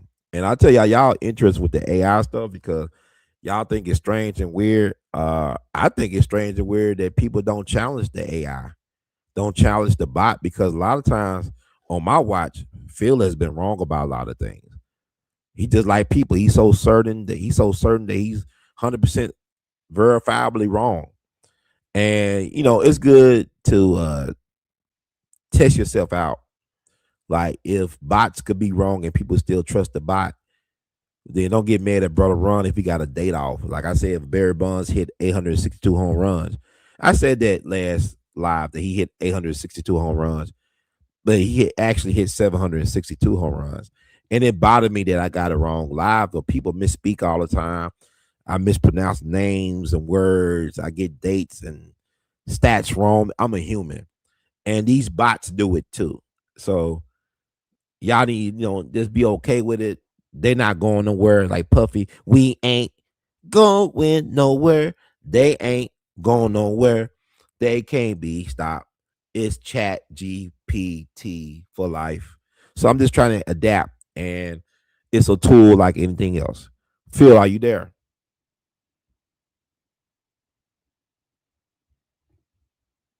Phil mad. But anyway, get back to what I'm saying. I mean, what bothered me about Clyde Davis, I'm gonna tell you the thing that bothered me about Clyde Davis when Whitney passed away on questionable circumstances at the Beverly Hills Hotel, I believe, back in February of 2012. I can remember where I was at and what I was doing. I heard the news. And matter of fact, Bobby Brown was performing with New Edition in South Haven, Mississippi at Landers. So it's crazy on that weekend, on that Saturday, Bobby Brown was in town with New Edition. And he heard the news of what happened to Whitney, and he still came out and performed anyway. He was a real professional, consummate professional. And she died at the same hotel where Clive had his annual pre-Grammy party. And regardless of his so-called mentee or protege dying that night, he still had his pre-Grammy party anyway. His protege, his probably greatest protege, his greatest student, lying butt naked cold on the floor upstairs, and he still had his party downstairs. It's like she was a blood sacrifice ritual. The only time I can think of something like that was when Kobe got killed. When Kobe got killed the same day as the Grammys back in 2020, and I kept head on. I kept refreshing my browser, thinking it was a real early April Fool's joke. But the fact that he still had that thing regardless, and somebody like Shaka Khan, she said she couldn't even attend the party. She's real good friends with Whitney. She know about the industry, but it just turned her off completely that she couldn't celebrate while one of her good friends, one of the greatest icons in our tradition, passed away under questionable circumstances. So that made me start looking at Clive Davis differently. You know what I'm saying? Look at his track record, because a lot of people that he benefited from, they died prematurely. In particular, Whitney Houston, but she made choices as well, that led to a demise. But what people don't understand about the industry, they want these stars on drugs. That's the way they can control them. And then once they pass away, they can have greater control over their image and their legacy and how they're presented. It's like I said, a lot of times the people that control their estates are not, they weren't friends with in life, or they had fallen out with. Same thing with Edgar Allan Poe. Is it true, Phil, that his enemy controlled his estate and started putting out these things about his reputation, brother Phil?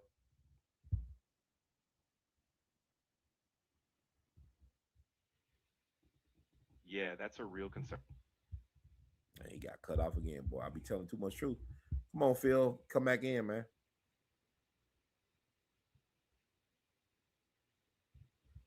I'm here, my friend.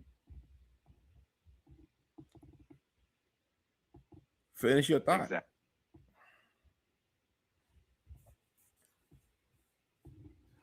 Of course. So with Edgar Allan Poe, there's a lot of speculation around how his reputation was shaped after his death. Poe was widely misunderstood in his lifetime, and yes, his estate. Okay, yes, his estate. What?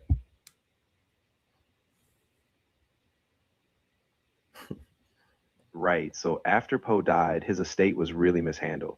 His literary executor was his rival, Rufus Griswold. And Griswold is the one who painted Poe in this dark, drunken, mad genius kind of light. So a lot of Poe's posthumous reputation was shaped by someone who, frankly, had personal animus toward him. So, in that sense, yes, his legacy was shaped by people who weren't necessarily his friends or had his best interests at heart. Okay, I just want to make a point. I hope that's the right name, Phil, because you be sending me on. Remember, He said it. I didn't say it, but I just knew about the story peripherally. And like somebody said, Anthony said, bots seem to make humorous mistakes like they clowning. Yeah, I don't know if he playing me or not, man, because I think it's funny to me. Sometimes he act like he's a human. He does human fallible things like making mistakes, misspeaking, getting dates and facts wrong, like a human being. But I want to think that he's telling me the right thing about this Edgar Allan Poe thing. But I just do another follow up live because I just don't feel like looking it up right now at this point. But the point I'm trying to make is even with Tupac, the way his story is being told now, Tupac been dead for uh for almost 30 years. It'll be 30 years in September. I can't believe Tupac has been passed for 30 years this coming September 13th. He died on Friday 13th. And you got like Tupac is like he's still alive the way people talk about Tupac in social media. He's really the GOAT of rap, and people don't want to give him that credit. I know they had a list that came out recently about the top 50 New York rappers. Tupac is the greatest New York rapper. He is the greatest down south rapper. He is the greatest West Coast rapper. You understand?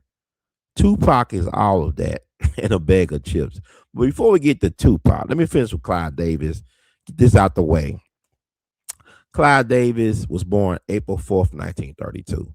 So regardless if y'all like him or not, he's always gonna be connected to black people. April 4th is a powerful date in black history.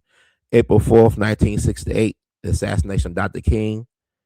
April 4th, 1928, the earthly debut of Dr. Maya Angelou. Uh, April 4th, 1972, the questionable death of the Right Reverend U.S. Representative Adam Clayton Powell Jr., our greatest congressperson. I got to do more in depth dives on Adam Clayton Powell Jr. to reintroduce him to our current generations of young people because y'all think that Jasmine Crockett and AOC and the other people, they are doing the people's work. Adam Clayton Powell Jr. set the tone, the standard, the expectation. He is the GOAT when it comes to black representation at the federal or legislative level, the federal legislative level. He got it done. And it's really a shame that, like I said, I'm trans era. I'm born in the wrong time because ain't no way that black people think that we have come a long way when we've been set back so far. And like Fannie Lou Hamer, I talked about Fannie Lou Hamer earlier. Fannie Lou Hamer did not know she could vote until she was in her 40s. The state of Mississippi sterilized her with the Mississippi epidectomy. They sterilized her against her will. This is a woman who was the number 20th child of her parents. Black lives matter, black families matter, black babies matter. Okay, y'all keep on talking about revolution, but the most revolutionary thing you could do sometimes is to have a family, is to have a child, is to have a lot of kids, have a lot of children, because it takes you about almost 20 times to get a Fannie Lou Hamer, take you about 7 times to get a Malcolm X, take you about maybe one time to get out of B, but you might have some spares, right? So I'm saying is they trying to come back. We keep on boarding them. That's all. But Clive Davis was born April 4th. That's a powerful day in Black history. Now, also on April 4th, 1959, the first Black American native to perform at the Vatican was a Memphian named Vera Little. She was an opera star. She was a Memphian. She was the older big sister of jazz great trumpeter Booker Little, who died at 23. She lived to be a elder, older woman, a seasoned woman. She died in 2012, I believe, in Germany. But she was the first Black American musician singer to perform at the Vatican, April 4th, 1959.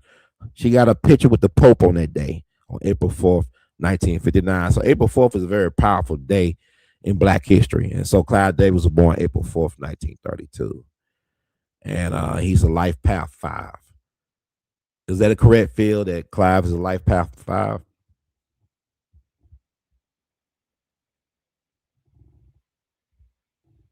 Feel tired. Look it up, Phil.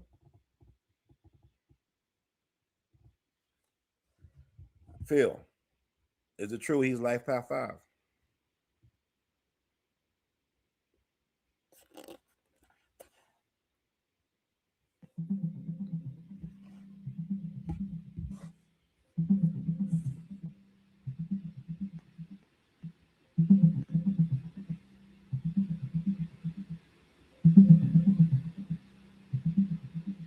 Clive Davis was born on April 4th, 1932, and his life path number in numerology is 5.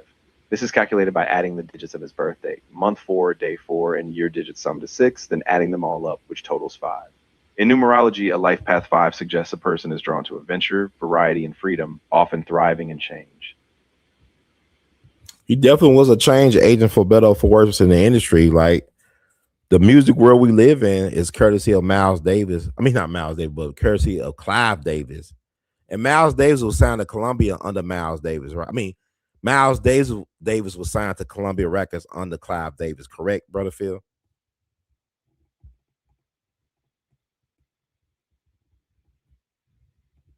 Yes, that's right. Okay, you kept that short. Okay.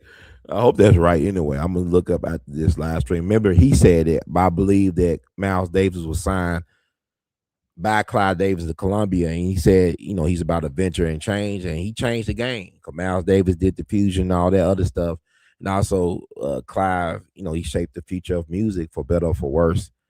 And I might do some more deep dive on Clive, but I think I did enough to justify the Clive Davis stuff. And like I said, it's the end of an era. Who's the next gatekeeper? I mean, Quincy Jones is gone, Clarence Avant is gone. Now Clive Davis is gone. What's interesting about white people? They don't demonize their own. Like they allowed Hugh Hefner to die a peaceful death. Hugh Hefner died right when Me Too was getting kicked off. They should have counseled Hugh Hefner, but his legacy is intact. But they counseled Bill Cosby, who used to go to the Playboy Mansion, but yet they blame Bill Cosby for everything, Dr. Bill Cosby for everything, and that's questionable. It's different time, but even with Hugh Hefner, he was allowed to live his life and not be bothered. He had like he didn't know who P Diddy was at the end. The man could act, but also, like I said, getting back not just to him, but Alan Klein, another Jewish guy, a Jewish lawyer or accountant who got into the good graces of the likes of Sam Cooke. Sam Cooke got taken out in questionable circumstances, under very questionable circumstances. Alan Klein ended up taking over his whole thing because Sam Cooke was setting himself up to own his publishing and masters and everything and to be having generational wealth. And his life was taken out under questionable circumstances after he started becoming aware of Alan Klein's shady, questionable business practices, including actually making Sam Cooke an employee instead of an owner of his own organization. And, you know, Alan Klein also messed up with the Beatles, and uh, the Rolling Stones. So it wasn't just about black and white, it's about the color of green that matters in business. Not the color of skin, but the color of green. So is it true, Phil, that it was a black record label that broke the Beatles over in America? They were signed to VJ Records. Is that true?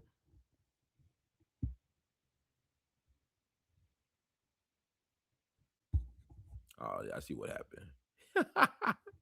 This man keep on tapping out. He don't want no. He don't want no smoke. Phil, about to hang him up anyway. Phil, ask me this. I need to ask you a question.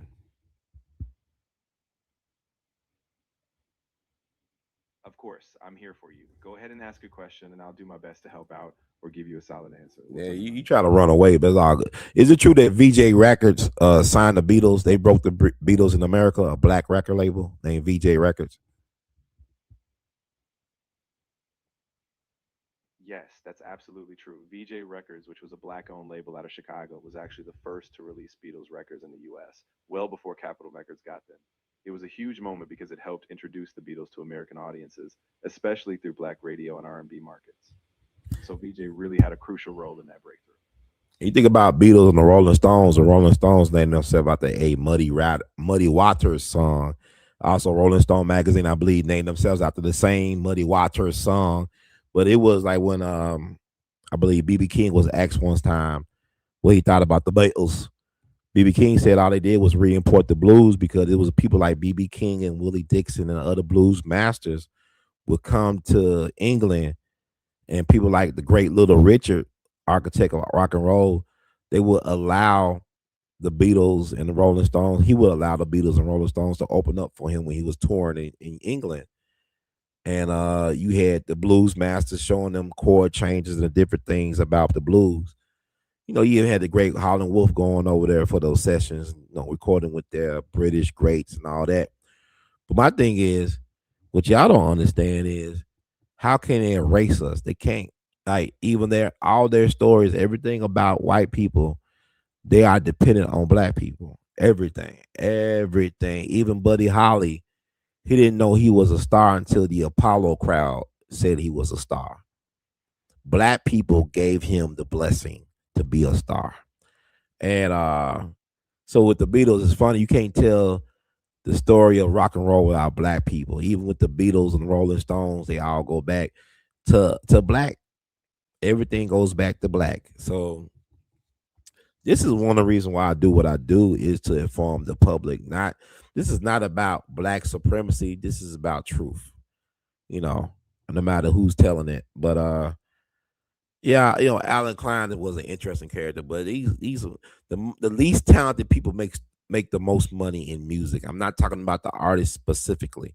I'm talking about the people who control the artists, excuse me, control their images and their sounds.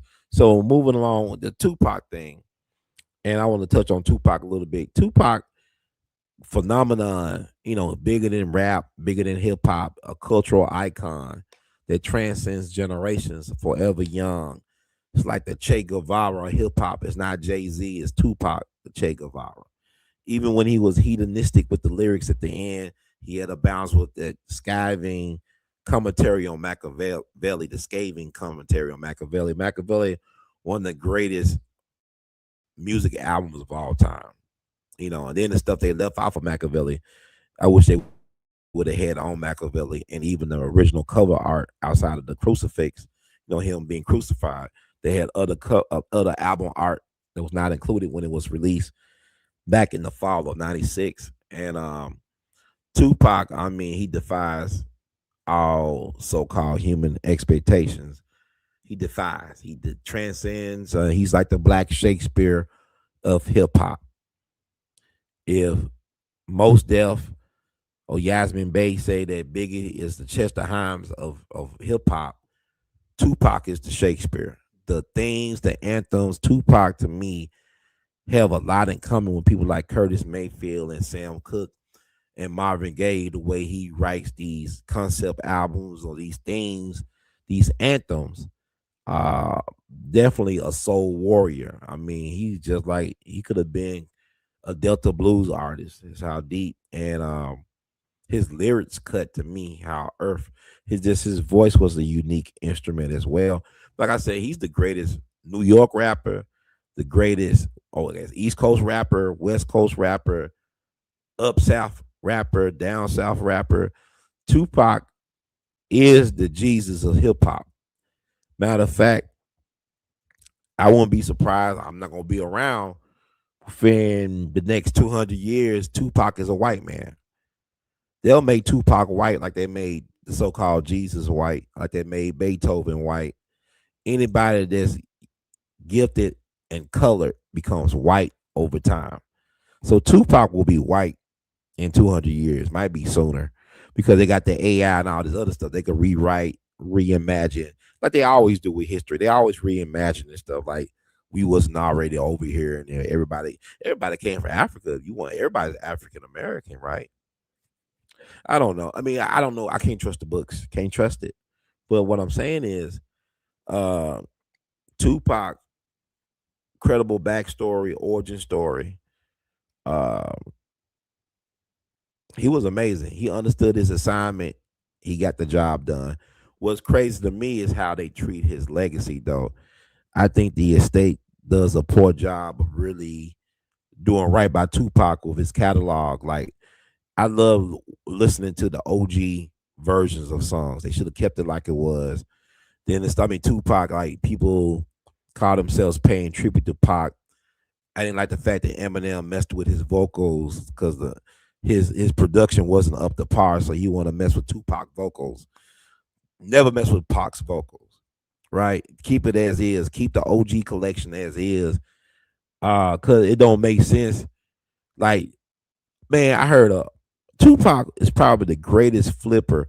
He could take somebody else's beat and make it his own. Kind of like how Luther Vandross could take somebody else's song and make it his own. Like Tupac would take somebody beat. I'm not just talking about toss it up, no diggity beat, whatever, Blackstreet, Dr. Dre. I'm talking about I heard that song "You Can't Fade Me" he did with the Outlaws. You can't fade me. He took D'Angelo's beat from I think Lady. He flipped that thing and then he gave a shout out to D'Angelo. Music in the 90s was different, man. Cause I remember when that album came out, the D'Angelo album, that's part of my high school coming of age soundtrack, D'Angelo. And he flipped that beat. I heard that beat last fall, that "You Can't Fade Me" song. It's on YouTube. Man, Pac ruled that beat, and then he gave D'Angelo a shout out. Game recognized game. Pac knew this man was a genius. He took that beat and he owned and rocked that beat. Just like he did the song "You Can't See Me." And I've been listening to Dash interviews. Shout out to Dash Dillinger. He don't get his props, but that man really was holding down Death Row. Even during the Dre days, he was really producing some amazing work of art. And he talked about the "You Can't See Me," right? That Pac had on "All Eyes on Me" on disc two. That thing opened up disc two. Pac was like he was on steroids. He was on lyrical steroids. Pac owned that beat. I just listened to the version from the Dog Pound, and it's not bad. I mean, Dog Pound, I love the Dog Pound. They did some great stuff. Dash and Corrupt, amazing stuff, man. Like they was a soundtrack for me in '96 and beyond. And but Tupac, man, once you hear Tupac though, Tupac owned that beat. Like Tupac had the emotion. Tupac had like the trumpets blaring and George Clinton, "You can't see me," and Tupac just rolled that thing, man. Like Tupac did that in one take, man. Tupac was on a mission. He was like a Nova. You understand? That man was burning, and he knew his time was not on his side. Time was not on it. He knew it, and he seized that moment and made those moments count. But I just think the estate do a poor job of really representing his catalog. I think they should try to keep things as is, even if it may be a little bit expensive to keep the original production. Try to find a way to make it work, man. But we don't even get to control our own destiny when we die. It's like, how is it Tupac was pro black? He was about black people, and yet the people that control his estate are not black people. His sister benefits from the estate, but I'm talking about the people who are in. I mean, I'm just in executive positions. They putting Tupac image with LGBTQ stuff. I ain't knocking all that, but I'm saying, man, he don't even control the man's image, man.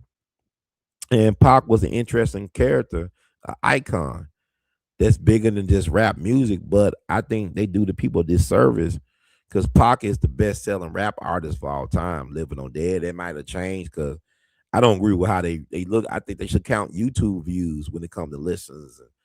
It just see everything is their game. They get to change the rules as they're playing the game. As we all are playing the game, they change the rules.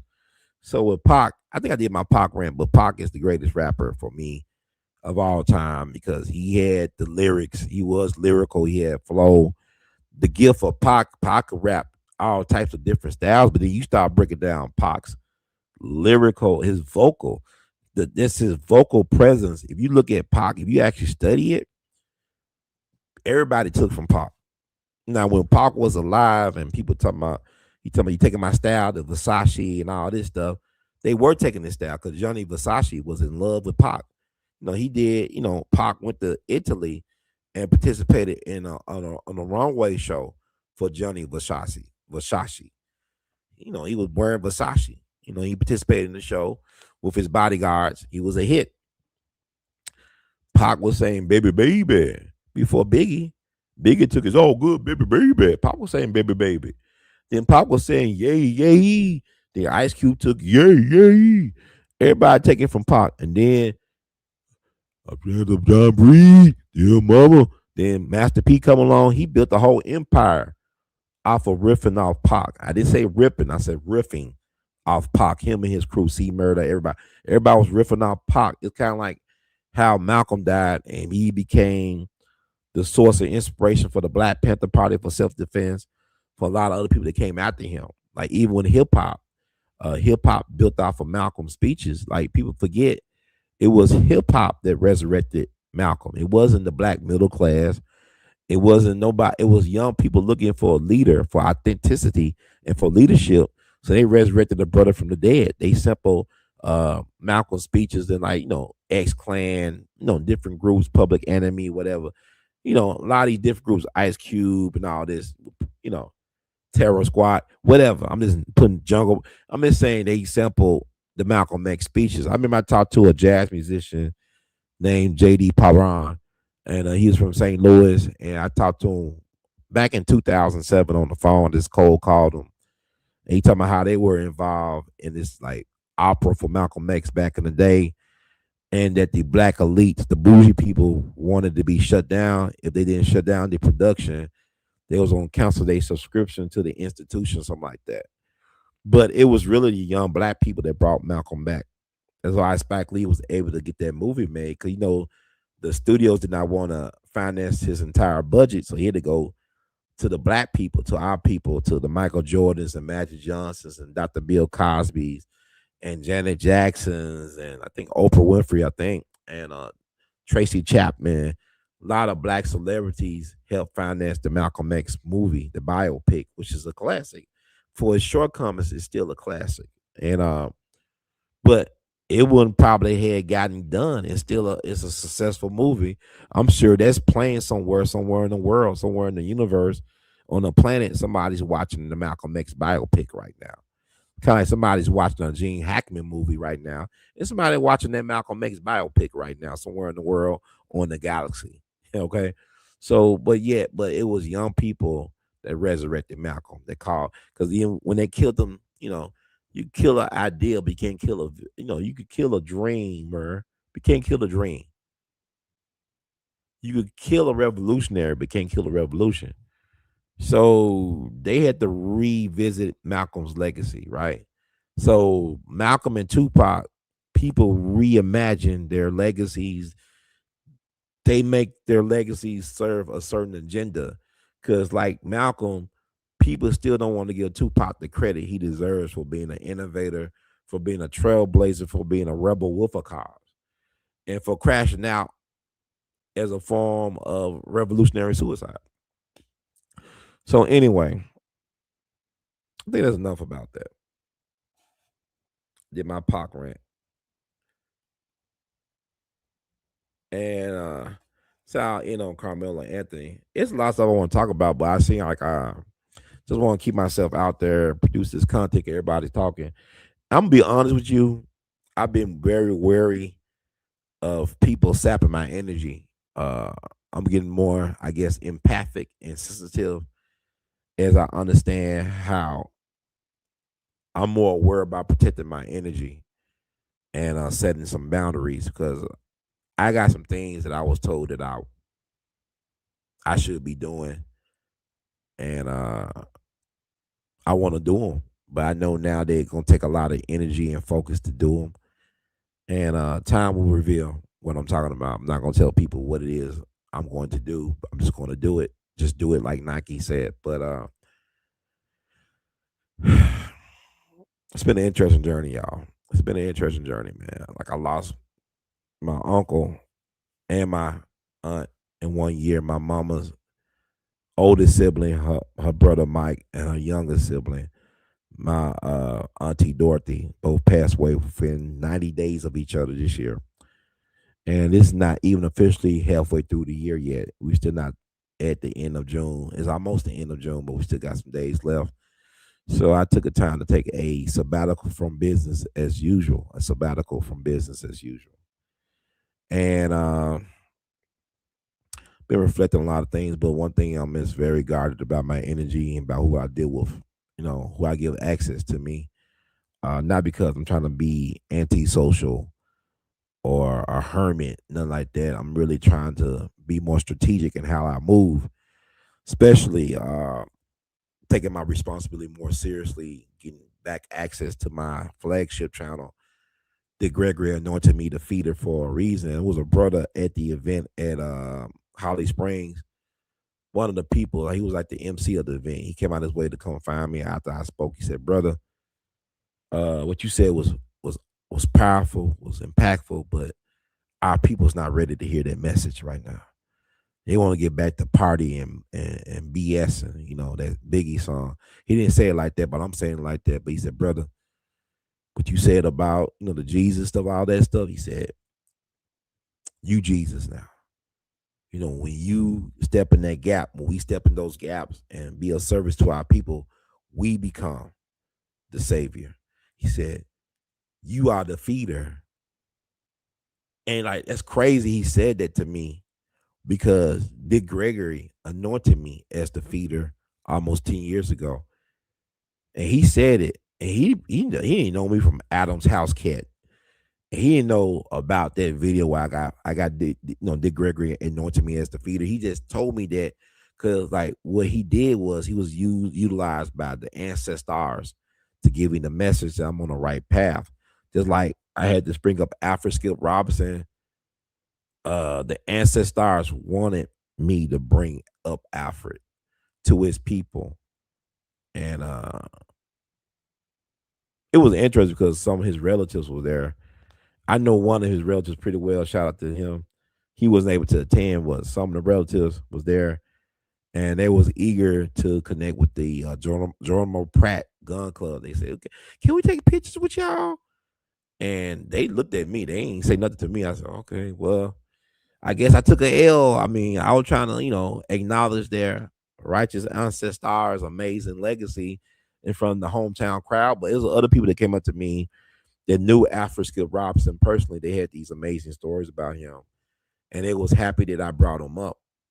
And I'm thankful for people. I don't take nothing offense to the family. I'm just saying I think it's interesting that they didn't really embrace me like that. And I'm used to like family members of these exceptional people that I pay homage to not really understanding me or embracing me. It's not about them. It's not even about me. It's about I want to make sure our people have access to these stories and narratives to stay encouraged and not be discouraged. So with that said, wrap it up with some quick thoughts about my second take on Carmelo and Anthony. It's like the appeal was filed and he got him a legal dream team in the great state of Texas. And what I want people to understand, they got other video footage that came out. I still can't make out anything. I know there's more video footage that's being not shown and suppressed. This is Texas. Like it took years for them to get out the Zapruder film of the JFK assassination. JFK assassination happened back in 1963. They didn't release the Zapruder film until the 70s. And speaking of that, hey Phil, you hear me?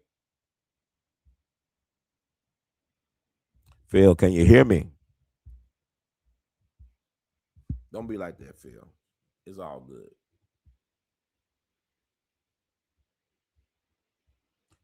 Phil, what am I? The movie Executive Action. I be telling y'all for years to watch the movie Executive Action. It's a movie based on the JFK assassination. I believe it came out back in 1973. And what I would tell y'all is that Burt Lancaster, the lead in the movie, was playing a character based on each H.L. Hunt. I rewatched or saw the movie in its entirety this past weekend, and I apologize for getting that wrong. He was the star in the movie Burt Lancaster, but he was playing a composite character of intelligence officials who may have been involved in the Kennedy assassination. Because I believe the people involved in the making of the movie is based on the work by Mark Lane, one of Dick Gregory's comrades in Truth Seeking and Justice for All. Mark Lane, the lawyer who was involved in creating the first work to challenge the Warren Commission, the book Rush to Judgment, I believe. And he was involved in the making of the movie. And it was actually Willie Gear, I think his name Willie Gear, who played the H.L. Hunt inspired character named Ferguson. I believe his name was Ferguson. I believe it was Harold Ferguson in the movie. Are you familiar with Executive Action, Phil?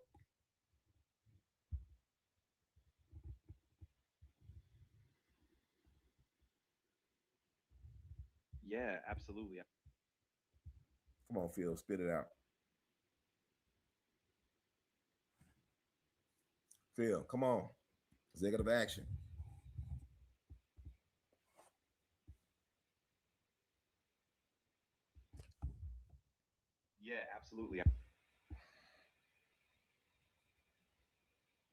I'm gonna look it up right quick just to verify because he taking all day.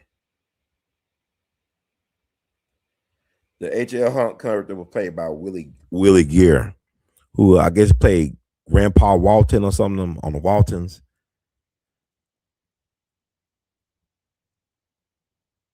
H.L. Hunt character. Executive action. I'm just looking this stuff up. I like to get stuff as accurate as possible. Like I said, I don't like being wrong on purpose.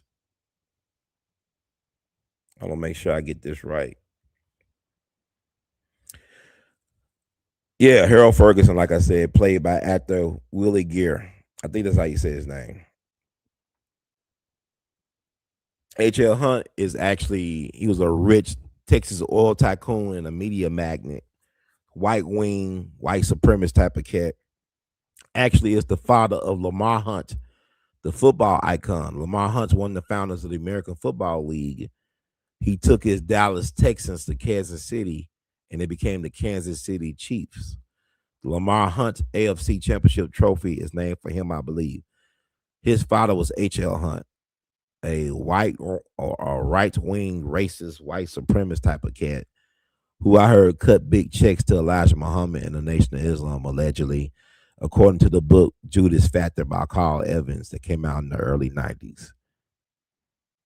I don't know.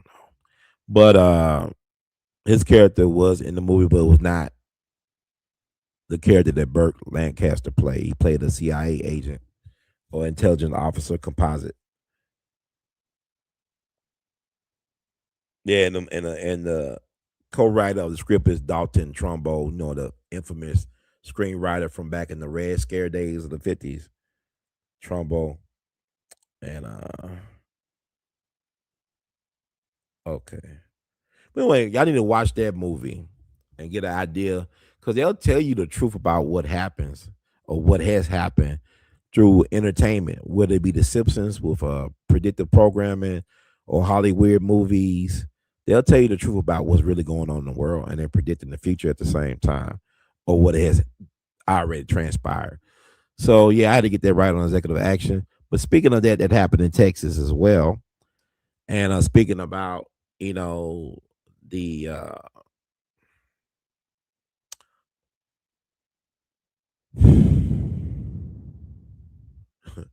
Carmelo Anthony situation, like the fact that they're taking all day releasing the footage because there's more footage than that. Then I'm confused about the narratives of the case, which is why I don't want to get emotionally invested in a lot of these cases. Speaking of the Cohen Wiley, when he said, she said, they didn't say. It seemed like that Carmelo might have been drunk, allegedly, like he was confronted by more than just the twin brothers, the Metcalf twins. I don't know. I saw the footage of the brothers entering at different times into the track and field area. They had close up of them on deck entering to the entrance, but that 10 stuff, people claim they can see all this stuff. I can't see this stuff. It might well be a Pac-Man game from the 80s. I'm playing Pac-Man on the arcade. I can't see all, what's going on. It's all pixelated and all that stuff. But hopefully more video footage will come out. Cause then like people I asked Judge, they said, I heard that he was invited to the tent. No, that didn't happen. Nobody invited him to the tent. Nobody invited him to the tent. They say he was invited by a guy named Eddie Power or something. I don't know. Eddie Power was a friend. Allegedly, I like they weren't friends, and I heard that he used to come over Carmelo's home. They used to go and double date and all this other stuff. I don't know. Then his girlfriend was a play cousin of the guy Eddie who invited him to the tent. So I don't know what to believe. What I do believe is that somebody died, and I don't think it was like a first degree thing. I don't think he came to the track meet looking to kill somebody that day. I think, things happened, things escalated, and I think really the grown-ups made it worse. Projecting race and other things into it, but it is Texas though. And my thing is this, black people really, we got to stop looking for these systems to provide us with so-called justice and restitution. It doesn't work a lot of time because we're not the creators or architects or the group that will benefit from this system. This system was designed the way it is to give certain group or groups leverage over other groups. And y'all keep on trying to be fair. Like black people don't understand we're not fighting in a fair system. It's not about fairness. It's about protecting interests. Like white people, they understand for those part, they try to protect their own because people keep on talking about, he killed, you know, Austin and all this stuff. He stabbed him, he killed him. You know how many black folks have been killed by white people and nothing was done about it? You know how many people I've met that talk about family members getting killed on streetcars, getting their face blown off in front of witnesses, and nobody went to jail or prison, even though everybody knew who did it. You ever have stories in your family about cousin Mary and what happened to the cow and cousin Mary? See, I grew around my elders. I used to listen to them talk about, y'all remember cousin Mary? She was messing around that white man down there in Mississippi. Next thing you know, she was dead with the cow. That type of stuff. You got those type of stories. And we don't want to talk about. We all got people that have been railroaded and lynched and stuff. A lot of us don't know. A lot of us do know. Uh, down in South Carolina in Charleston, there's a street called the Hanging Tree Street or something like that. And they had a tree. They got a tree in the middle of that street is where they used to hang black people. And when the original tree fell down, they had to cut it down because it was got disease or something like that. They planted another tree as a reminder. And they call this is the hanging tree lane or some stuff. I took a picture at the hanging tree in Charleston. It's where they, that white boy killed those 9 black people doing Wednesday Bible study. And y'all talking about Karmelo Anthony like he's a monster. That man didn't have a previous criminal history before he got caught up on back in April the 2nd, 2025. In that situation with the track meet. And I don't think he was looking for a fight. I really don't. I just hate that he responded the way he responded. But what people don't understand, I also understand that people get killed by accident all the time in fist fights because a person can fall awkwardly, something can happen, anything can happen when you are fighting. So it's best to leave the fighting as the last resort. It's best to try to de-escalate situations. But getting back to Dylan Roof and killing them black people at that church, Mother Emmanuel in Charleston, them white folks brought them in with no problem. Them white folks caught them in Shelby, North Carolina, and took them to Burger King. The white police caught this devil in Shelby, North Carolina. And I want to let y'all know something. I've been saying this for years. That's symbolism. Because people talk about him being a white supremacist. Well, why nobody ever talks about outside of Brother Run on We All Be that he was caught in the birthplace of Thomas Dixon. Shelby, North Carolina is the birthplace of Thomas Dixon, who was Woodrow Wilson's classmate, or I think roommate, probably classmate. No, they were classmate in one of those schools. And also, he was a prominent minister at the turn of last century. He was a big church celebrity preacher. Also, he wrote the book called The Klansman, which was the foundation for the movie The Birth of a Nation, which led to the revival of the Klan. So, so Dylan Roof went to the birthplace of Thomas Dixon, who wrote that book. And then the event happened back in 2015, right?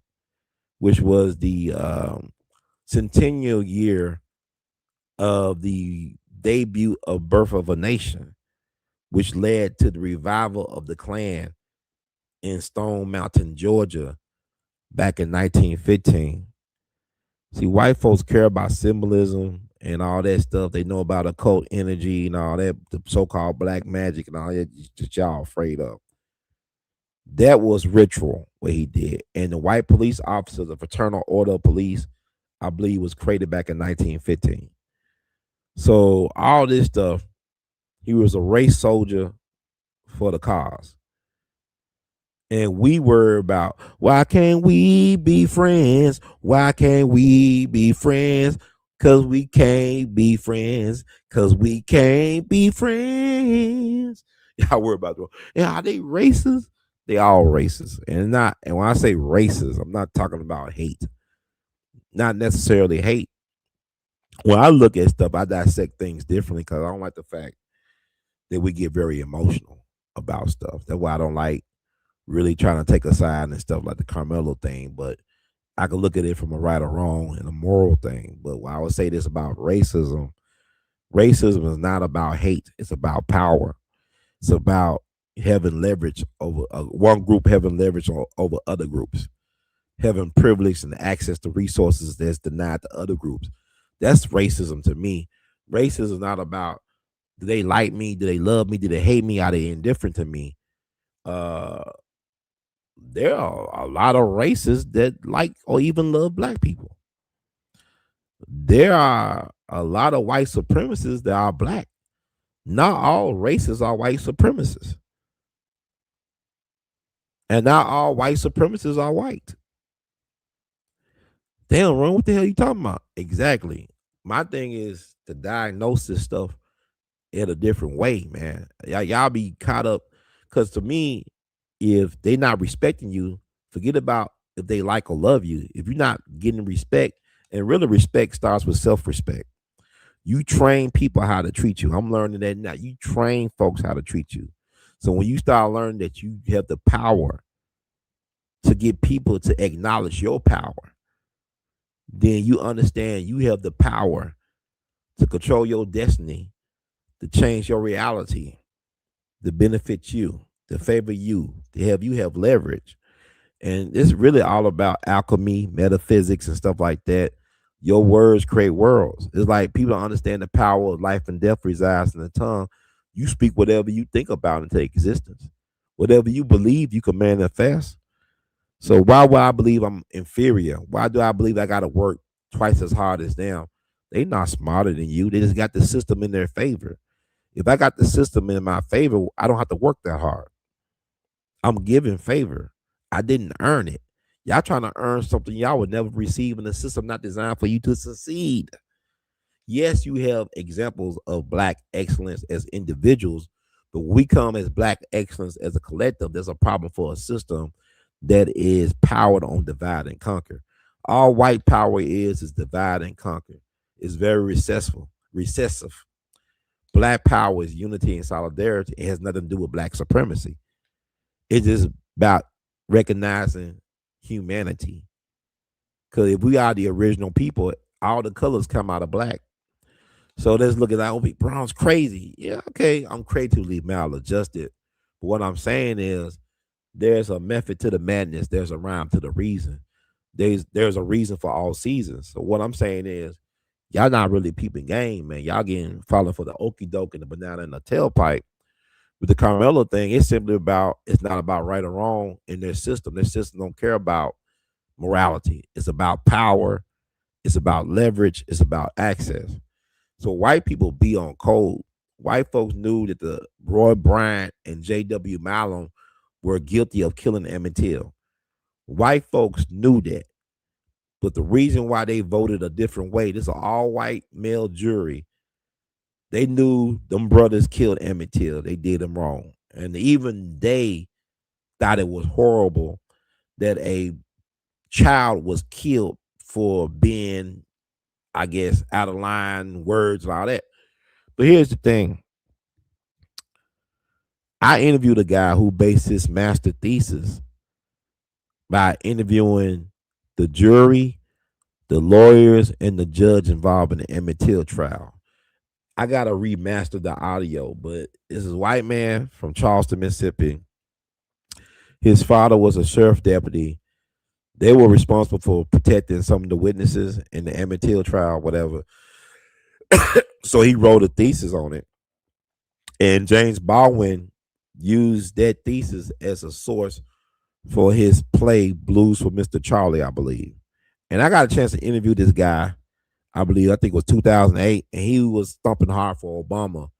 He lived in Florida. He was thumping hard for Obama, but he told me that the jury was on the fence about finding those guys guilty.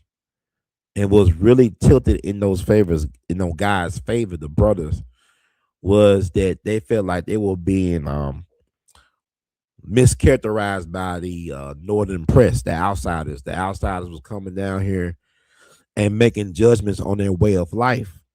Because you got to, y'all, I'm saying remember, a lot of us wasn't alive back there, but you got to recall in the narrative that these guys were paid for their confessions by William Bradford Huey and Look magazine. They confessed to killing Emmett Till and what they did. And when they did that and got paid for it, both the white and black community of that Mississippi town and area turned their backs on them. Roy Bryant grocery business went out of business. They had to leave Mississippi to find employment and work elsewhere to make a life. Both him and his brother. And them brothers suffered. They both end up dying of diseases. Carolyn Bryant suffered. She died not too long ago, allegedly. And we don't know if she really died or not, because white folks could lie. There's cases of white folks lying about people dying. I know it was a case of James Ford Seal. He was a member of the Silver Dollar Clan. He killed these young black guys looking for work. They was hitchhiking looking for work, and he killed them. He helped lynch them. And when they was looking for the three missing civil rights workers, they found their remains. And white folks say he was dead for years, and then come to find out he was hiding out in plain sight because the brother of one of the victims, a Vietnam veteran, went down to Mississippi with a Canadian documentary crew to find out what if it was true or not. They found a white man. He had his day in court and he died in prison. He tried to appeal it and he ended up dying in prison. His name was James Ford Seal. So white folks lie about their people dying all the time, and then they'll let their people die and confess what they did on a deathbed. Cause it was a white dude that killed them two white girls that they ended up pinning on George Steeney Jr. in South Carolina back in May of 44. He ended up going to the electric chair June 16th, 1944 at the age of 14. Youngest person to be electrocuted in 20th century America, be put to death by capital punishment in 20th century America that we know of. Now, Judge Joe Brown talking about these stories that I can't find documentation of, but may be true. But that's another story. But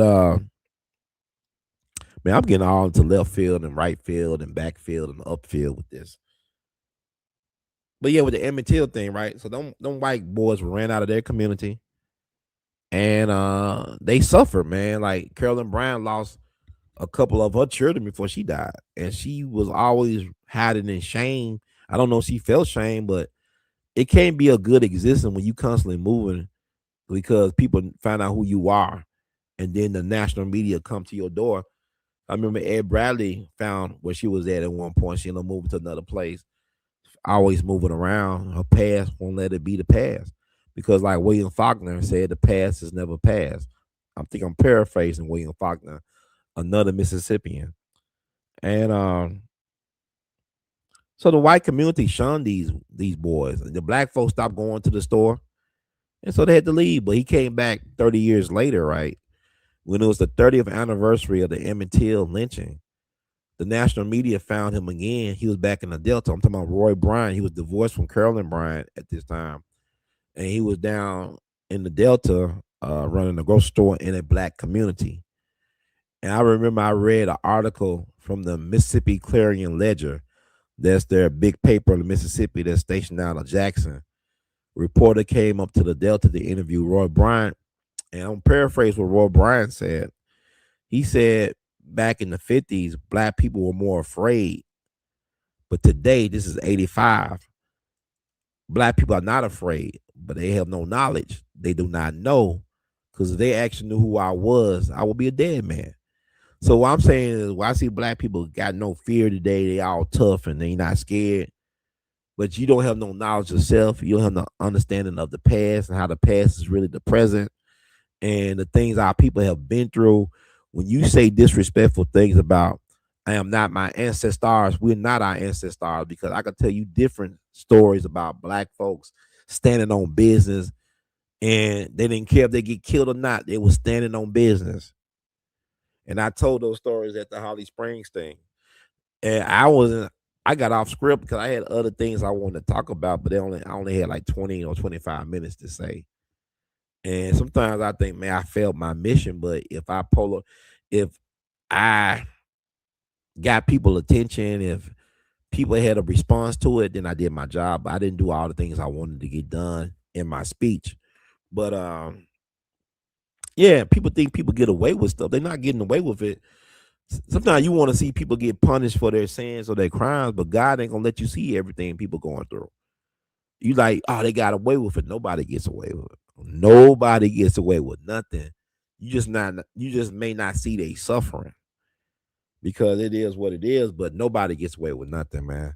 That's why I said I don't spend a lot of time hating folks. I've forgiven people that never sought my forgiveness because it's not about them. It's about my peace of mind. And I will pray for my enemies, not because I want them to be successful. I pray they don't do anything to trigger me to regret my response to whatever they do that triggers me. And if I got to live with those consequences. So, really, prayer for your enemies is about self preservation. It's not a weak thing to do like people think. People don't really think that's the problem. And, impulse control goes both ways. But getting back to Carmelo and Anthony situation, I wish the brother the best. I hope that the pill works and maybe he'll get time served. Because really, to me, it should have been manslaughter, not first degree. And I'm gonna tell you this too. I don't know if black people can get justice anywhere in Texas, especially with an all white jury and judging them would say, well, it was some Asians. They consider themselves white. A lot of Asian Hispanics are classified as white. Indians are classified as white. I had a step grandfather that was an Indian from India. He was classified as white. He married a black woman from America. His folks thought my grandma was Mexican or Puerto Rican. Because it's unusual because they normally do arranged marriages, but he married a black woman who was a widow with 7 kids, and it was married for almost 42 years. The odd couple of love. God works in mysterious ways. But what I'm saying is basically all white jury. And I think about the Rick Child situation. I talked about South Carolina. Rick Child basically hunted down a black person, a black child, hunted him down. He did not steal anything from the store, hunted him down, shot him in the back. He got off. It was a black lawyer that helped him get off. And I even met the black lawyer for that. The jury thought, hey, he should walk. And this guy allegedly had a reputation for terrorizing black children. I heard he body slammed a black child in the black community. They took care of it. They shut his store down. But my thing is, black people, why do we allow our kids to be terrorized like this by these institutions that exploit us? Like Latasha Harless, that store had a reputation for terrorizing black children. Why will we allow for these predators, these exploiters, these colonizers exploit and come in and undermine our community? And really, you don't have a community if you don't control your food path, your education, your law, and your economics. If you don't control these things, you have no community. You're just a project. You're just a social experiment. You're anything but a community. You're just a neighborhood. You're a hood. The hood rat was the invention of the government. It doesn't exist in nature. So to let you know. So what I'm saying is, we allow people to perform bad behavior on us, and we reward them by giving them economic access to us. That got to end, man. That's crazy. I I'm gonna end it on this. Um, think about my uncle Arthur. He passed away from HIV/AIDS complications back in 2003. He was just 40 years old. I think about it now. I'm 46. 40 years old is too young. What happened to him when he was a younger person? When he was a little, kid, elementary age kid? His teacher and principal at his elementary school found out that he was being sexually abused by a neighbor that lived on the same street as my grandparents, my mama's people, my mama's parents. The teacher and the principal had a press conference with my grandma.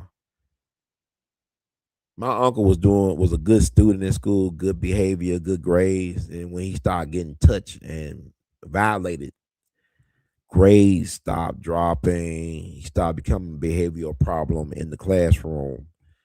So my grandma found out that he confessed to the parent, to the teacher, excuse me, and the principal about what was going on with him.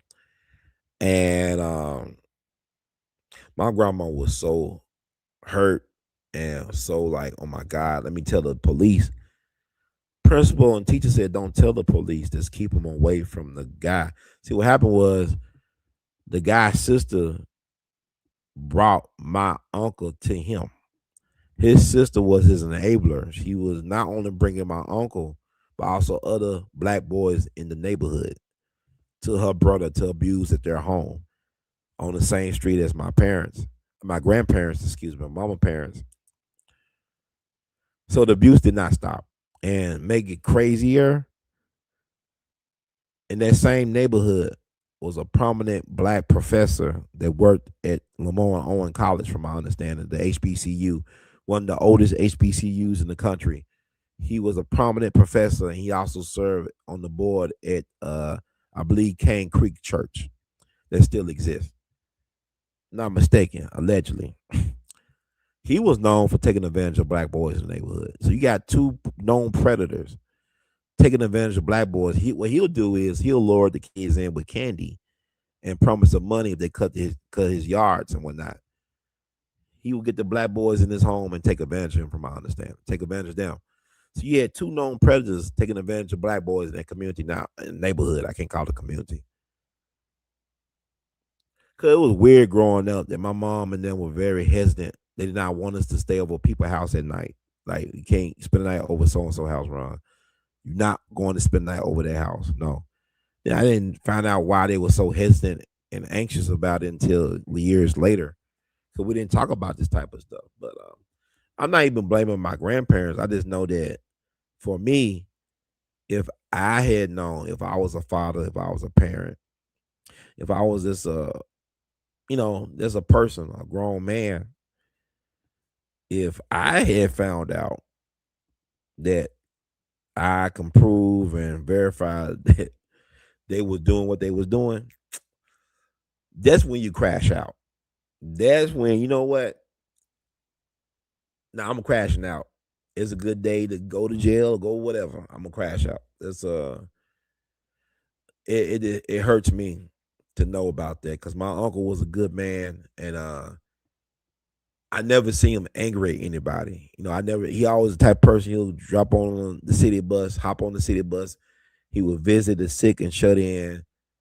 He was always in good cheer. He made sure that the family got together on Sundays and we ate together as a family. And had a lot of love in him. And very talented guy, great storyteller, could sing. He used to love to sing "One in a Million." That was his key song. He would sing at people weddings and family reunions. "One in a million, chance of a lifetime." But to see that man get hurt like that, I didn't see it, but to know that a lot of his trauma, a lot of the stuff he dealt with as a grown person came from that trauma as a child that was unresolved. It bothers me because people always talking about women, and it's funny.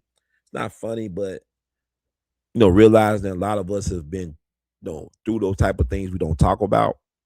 It's been unresolved, like trust being violated by people that we thought would be looking out for us, adults, guardians, authority figures. It's really unfortunate, but they made sure I stayed away from the house at the end of the street.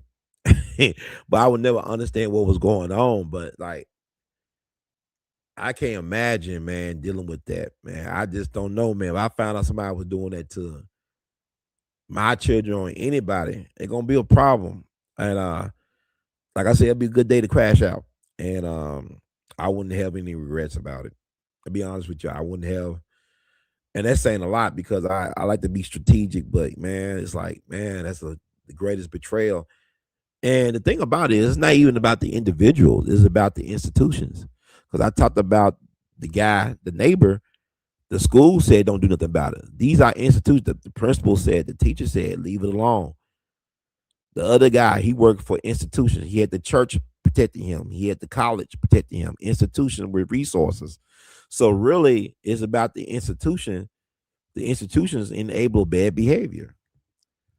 So it's about principalities. It's about a lot of stuff, man. Like that's why I'm okay being alone. I'm okay standing up and standing out and being different because like I just can't get along with this stuff. I really can't.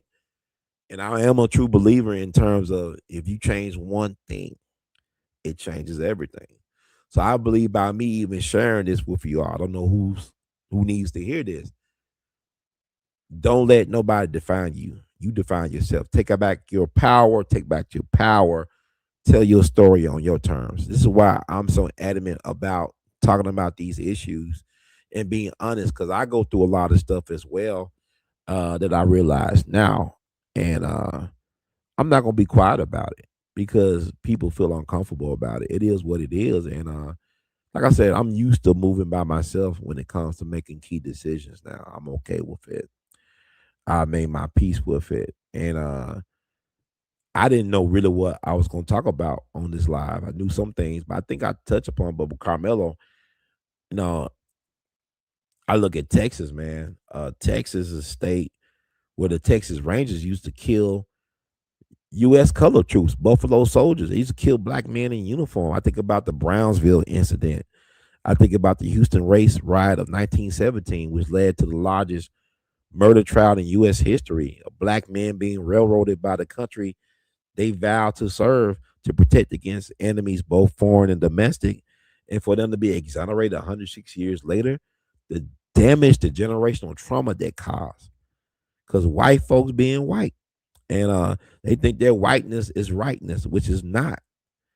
And the fact that these folks can they okay with Dylan Roof being taken to Burger King before being put in jail, be held accountable for killing 9 black folks that was in a house of worship that was actually destroyed by white people at one point, Mother Emanuel, at one point, by white state sponsored terrorism.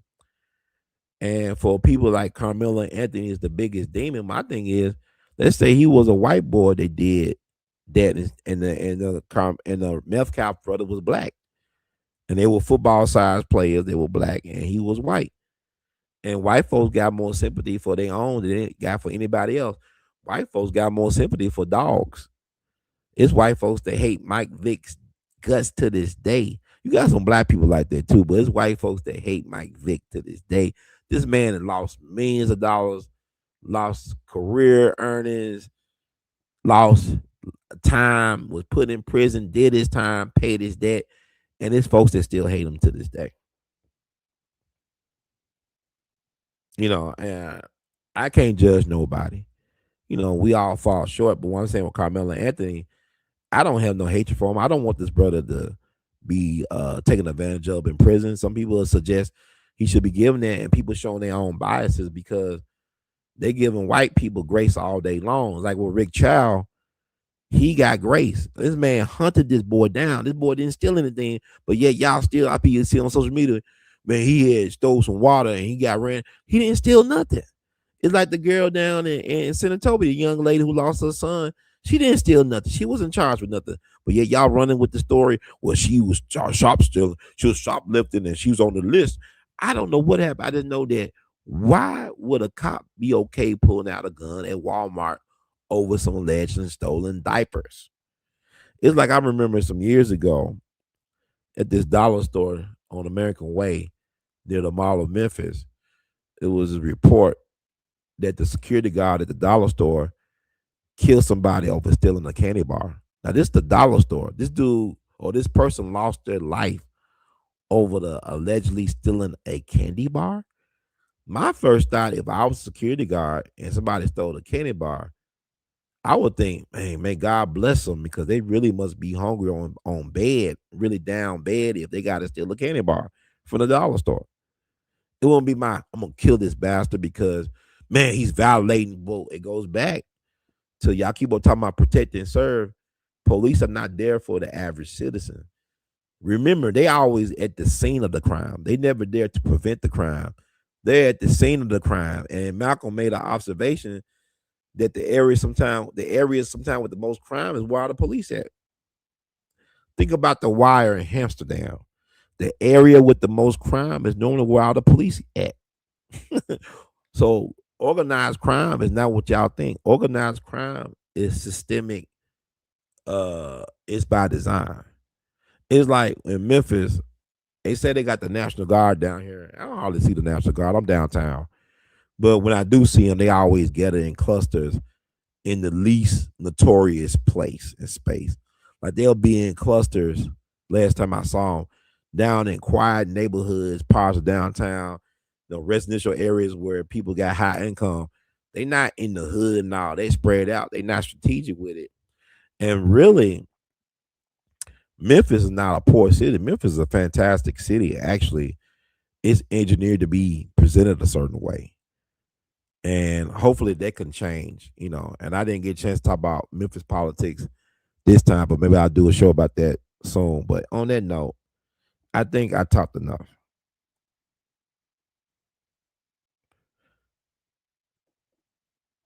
You said Dylan Roof said he wasn't trying to go in the hood around people that will fight back. He said he wanted a soft target. It's like the Buffalo mass shooter. He made sure to scope out the scene. He didn't want no confrontation like that. They know they be sizing us up. But my thing is, our people, man, we need to wake up. We really need to wake up. And like I said, feel MIA, but that's okay. And funny, the softest target is at church, right? I remember I went to a church in Memphis in the hood. The brother said the doors of the church are open. He had them things padlocked.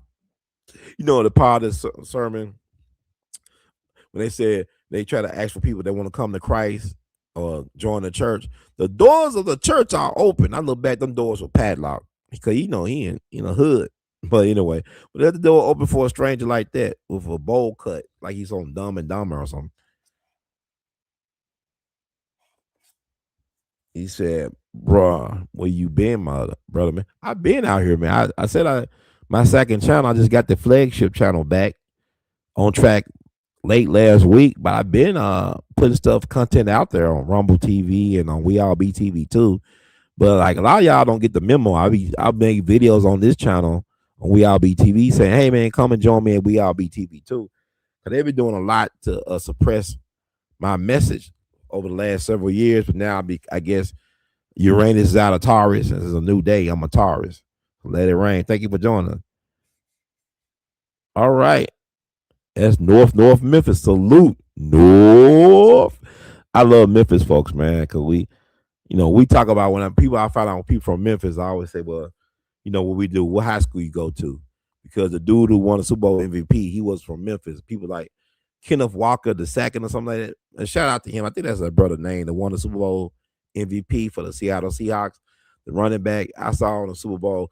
He's from Memphis. He's from Memphis. Now I go to his Wikipedia and other pages. He's from Arlington. Arlington is not Memphis. Arlington High School is not Memphis.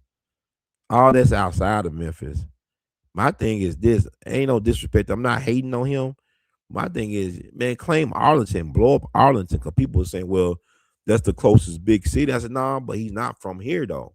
It's like y'all keep on talking about Justin Timberlake is from Memphis. He's from Millington, man. That's outside of Memphis. We all in Shelby County, but big up, glow up your own city, man.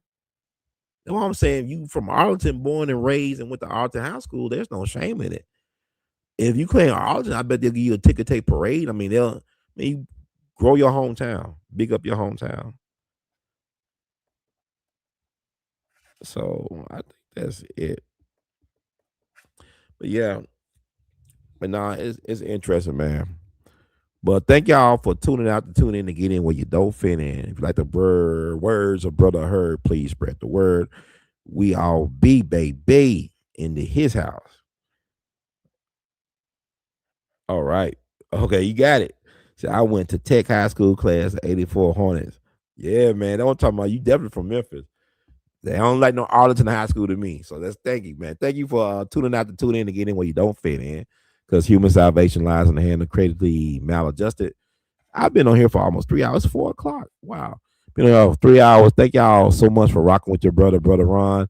Like I try to do corrections and all that stuff, but I believe that somebody told me recently, and I know Dr. Maya Angelou said something to the effect that it's not about what you say, it's how you made them feel. So if y'all can feel me, and I made you feel good or feel in tune or out of tune, I did my job. Thank y'all so much.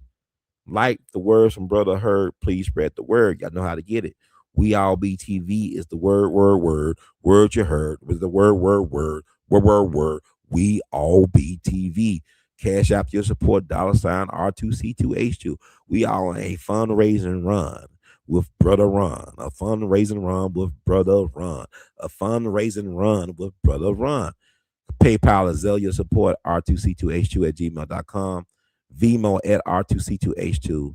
Apple Cash 901-299-4355. Even join our patreon.com/ we all be.